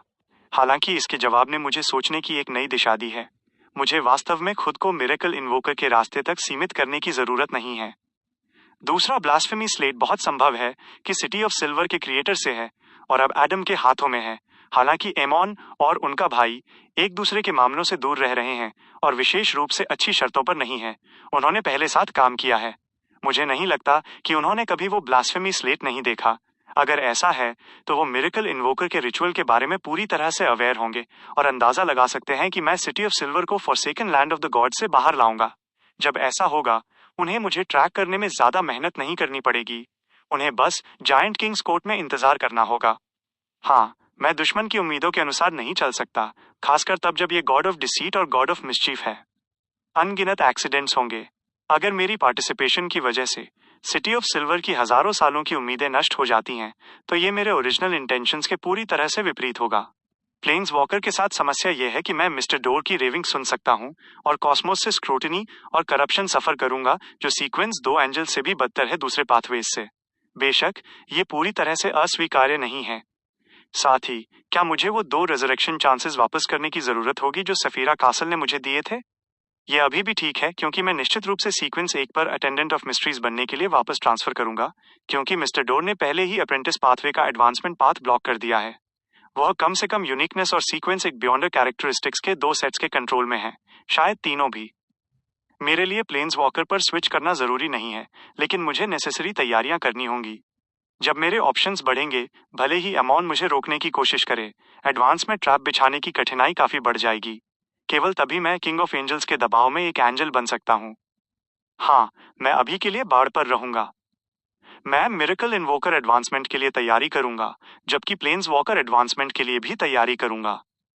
मैं समय आने पर एक्चुअल सिचुएशन के आधार पर तय करूंगा कि कौन सा रास्ता अपनाना है। एक फैसले पर पहुंचने के बाद क्लाइन ने रिफ्रेश महसूस किया। उसका दिमाग अबनॉर्मली एक्टिव था और उसने जल्दी से एक प्रिलिमिनरी प्लान बनाया। मुझे मिस मैजिशियन के टीचर से प्लेन्स वॉकर पोशन फॉर्मूला और कोरिस्पॉन्डिंग ग्रेड 0 सील्ड आर्टिफैक्ट के बारे में पूछने की जल्दी नहीं है। ये अब्राहम फैमिली को डरा देगा, जिससे उन्हें शक होगा कि मिस मैजिशियन किसी इविल गॉड की पूजा करती है और किसी भयानक संगठन में शामिल हो गई है। उनकी वर्तमान स्थिति के साथ एक उच्च संभावना है कि वे जवाब नहीं देंगे। वे अपनी पहचान बदल लेंगे, चले जाएंगे और सभी संबंध तोड़ देंगे। हाँ, सेंट ऑफ सीक्रेट्स बोटिस का सिर एक अच्छा उपहार होगा। चाहे Abraham family worm of cosmos दे या नहीं, इस मामले को एजेंडा पर रखा जाना चाहिए। मुझे उम्मीद है मिस जस्टिस जितनी जल्दी हो सके ड्रीम वॉकर पोशन डाइजेस्ट कर लेंगी। मुझे उम्मीद है कि माम हर्मिट तैयार होंगी। मुझे ये भी उम्मीद है कि वो 2 लेडीज मिस मैजिशियन और मिस जजमेंट ऑपरेशन से पहले सुधार करने में सक्षम होंगी। सही, मिस मैजिशियन ने जो कहा उसके अनुसार saint of secrets Botis Abraham family का भगोड़ा है और अरोरा ऑर्डर के पास अप्रेंटिस पाथवे का एक ग्रेड 0 सील्ड आर्टिफैक्ट है। ये दिलचस्प है। शायद मुझे एब्राहम फैमिली से कांटेक्ट करने की जरूरत नहीं है। मैं शायद सेंट ऑफ सीक्रेट से वो पा सकूं जो मैं चाहता हूं। मुझे मैम हर्मिट को याद दिलाना होगा कि बोटिस शायद एक ग्रेड 0 सील्ड आर्टिफैक्ट ले जा रहा हो, इसलिए ऑपरेशन से पहले कंफर्मेशन किया जाना चाहिए। अगर वो grade 0 sealed artifact saint of secrets के हाथों में नहीं है, तो मुझे शायद इसे पाने के लिए एंजल ऑफ फेट औरोबोरोस का सामना करना पड़ेगा। नहीं, ग्रेड 0 सील्ड आर्टिफैक्ट्स शुरू करने के लिए ही भयानक हैं। ये खतरे के स्रोतों में से एक है। मैं पहले मिस मैजिशियन के टीचर के जवाब का इंतजार करूंगा और देखूंगा कि क्या Abraham family worm of Cosmos के किसी भी जिक्र के खिलाफ है। जैसे ही उसने इस बारे में सोचा, क्लाइंट ने अचानक सेल्फ डेप्रिकेशन का एक हिंट महसूस किया। उसे लगा कि वो और ऑरोरा ऑर्डर किस्मत के दुश्मन लगते हैं। उनके अक्सर सभी प्रकार के इंटरेक्शंस होते रहते थे। जब ऑपरेशन शुरू होगा, ऑरोरा ऑर्डर निश्चित रूप से अपने दिलों में चिल्लाएगा, तुम फिर से क्यों हो? तुम फिर से हम ही क्यों हो? सांस छोड़ने के बाद उसने अपने विचार इकट्ठे किए और द वर्ल्ड गेहमन स्पैरो को कंज्योर किया। उसने मिस मैजिशियन को जवाब दिया जिन्होंने जवाब रिपोर्ट किया था। उसके बाद द वर्ल्ड ने एक बार फिर प्रार्थना की। मिस्टर फूल से डैनिट्स को अपनी रिक्वेस्ट फॉरवर्ड करने का अनुरोध किया। फॉग सी में एक निश्चित द्वीप पर डैनिट्स, जो बोरियत में इंतजार कर रहा था, ने अचानक अपने सिर में मिस्टर फूल की आवाज गूंजती हुई सुनी। उसने तुरंत अपना एटीट्यूड सीधा किया, अपना सिर झुकाया और प्रार्थना की। फिर उसने दबी हुई आवाज में एंडरसन से कहा, गेहरमन स्पैरो ने अभी अभी मुझसे संपर्क किया। एंडरसन हुड, जो अपनी डैगर को साफ कर रहा था और गोल्डन ड्रीम के लौटने का इंतजार कर रहा था, ने अपना सिर घुमाकर एंडरसन को देखा और चकल किया। मैं गेहरमन स्पैरो के मैसेंजर को समन करने जा रहा हूं। एंडरसन ने अपनी भौहें सिकोड़ी और स्कॉफ किया। तुम कंस्पायरर पोशन कंज्यूम करने के लिए क्वालिफाइड हो। तुम वो थे जिसने इसे बहुत स्पष्ट बना दिया। यहां तक कि मैं भी महसूस कर सकता था कि तुम उस मैसेंजर से डरते थे। डैनिट्स ने और भी प्रसन्न महसूस किया जब उसने विनम्रता से कहा। एंडरसन अचानक जोर से हंसा। तुम्हें यह शक क्यों नहीं है कि मैं डरने का नाटक कर रहा हूं? मैं बस उन चीजों को सुनने से बचने के लिए एक उचित बहाना ढूंढने की कोशिश कर रहा हूं जो मुझे नहीं सुननी चाहिए। डॉग शिंटू, क्या तुम्हें लगता है कि मैं उन झूठों पर विश्वास करूंगा जो तुमने जल्दबाजी में बनाए हैं? डैनिट्स लगभग मान गया था। एंडरसन ने अपने हाथ फैलाए और दरवाजे की ओर चल दिया। तुमने कंस्पायरर पोशन के सभी मटेरियल्स इकट्ठा कर लिए हैं। गेहरमन को याद रखना कि मेरे आयरन ब्लडेड नाइट पोशन फॉर्मूला को न भूले। डैनिट्स ने अपना हाथ बेसब्री से हिलाया, ये इंडिकेट करते हुए कि वो नहीं भूला है। एंडरसन के कमरे से बाहर जाने और दरवाजा बंद करने के बाद डैनिट्स ने तुरंत एक रिचुअल सेट किया और 4 सुनहरे लाल आंखों वाले सिर पकड़े हुए मैसेंजर को समन किया। 8 आंखों को एक ही समय में देखते हुए डैनिट्स की छाती तुरंत पीछे हट गई। उसने जबरदस्ती स्माइल की और एक सोने का सिक्का दिया। मैम, गेहरमन स्पैरो चाहते हैं कि मैं आपको बताऊं कि वो ठीक हैं। वो अब forsaken land of the gods में हैं। रुको, मैंने क्या कहा? Forsaken land of the God's? Vice admiral iceberg के एक क्रू मेंबर के रूप में डैनिट्स की मिस्टिसिज्म की नॉलेज अभी भी पर्याप्त थी। एक पल के पॉज के बाद उसकी पुतलियां साफ तौर पर फैल गईं। All right. रिनेट टिंकर ने सोने के सिक्के को काटा और तुरंत जवाब दिया। फिर वो वॉइड में एंटर हुई और कमरे से गायब हो गईं।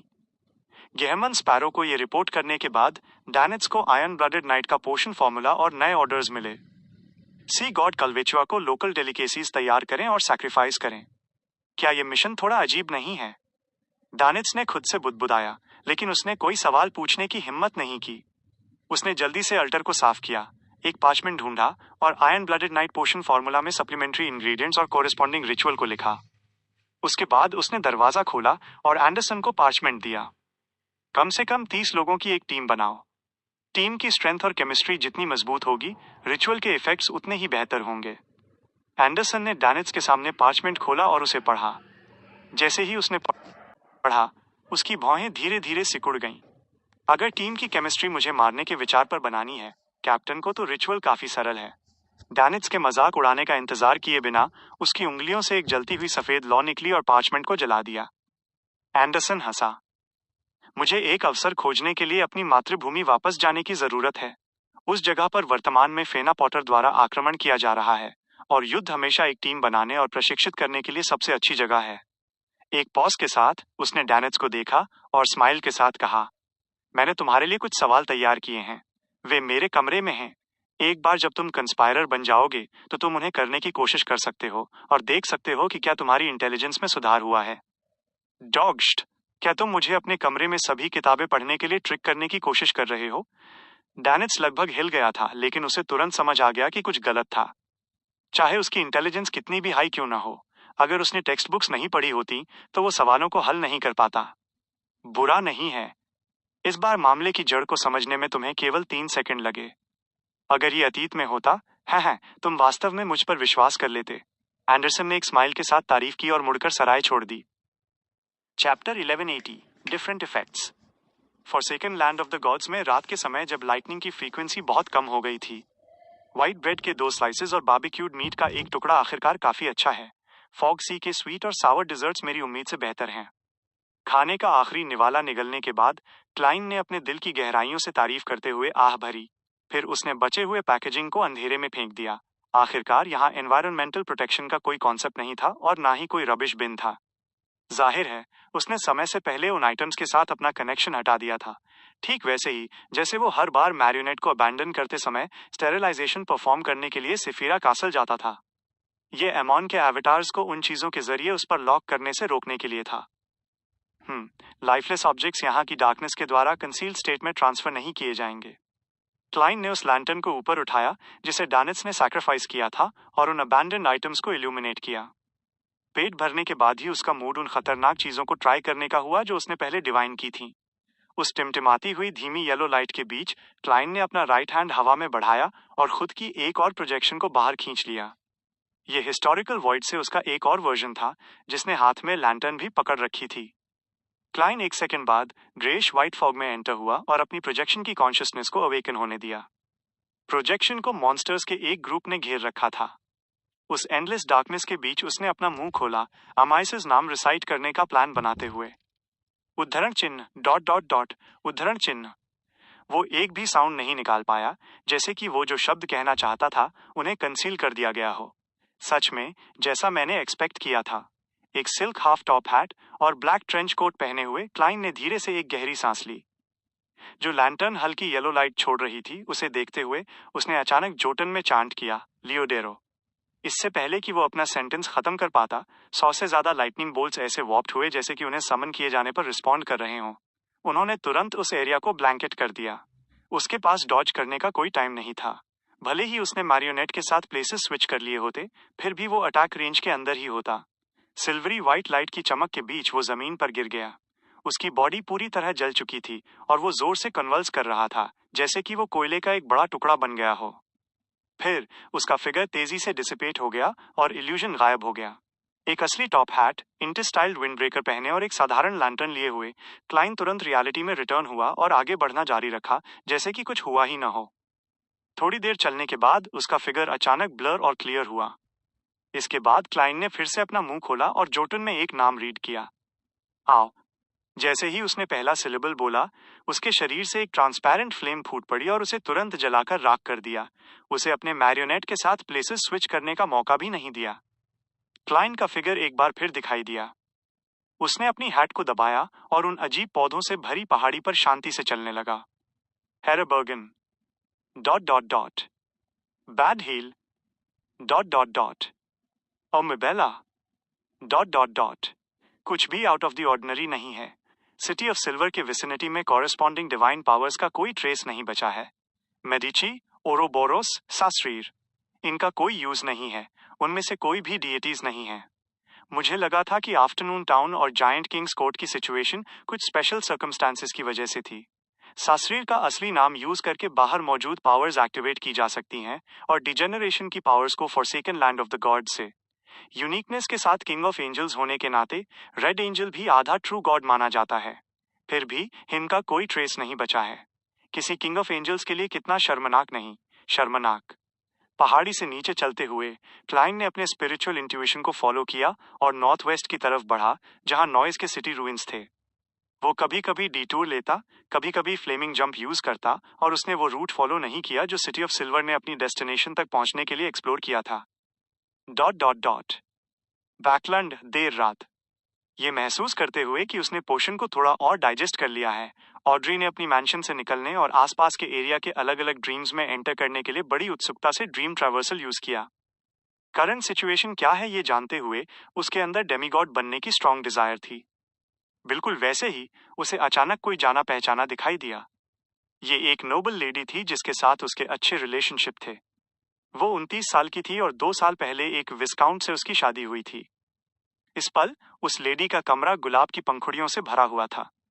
बेड सफेद था और उस पर एक हार्ट शेप्ड रिंग रखी हुई थी और उसे बाहर से खटखटाने की आवाजें सुनाई दे रही थीं। ब्लश करते हुए गालों के साथ वो लेडी जल्दी से चलकर गई और खिड़की खोली। एक काला आयरन मास्क और डार्क क्लोक पहने हुए एक आदमी अंदर कूदा। उसने लेडी को गले लगाया और विस्पर किया, मैं तुम्हें तुम्हारी सफरिंग से दूर ले जाऊंगा। फिर वे दोनों एक दूसरे से लिपटे हुए बिस्तर पर लुढ़क गए।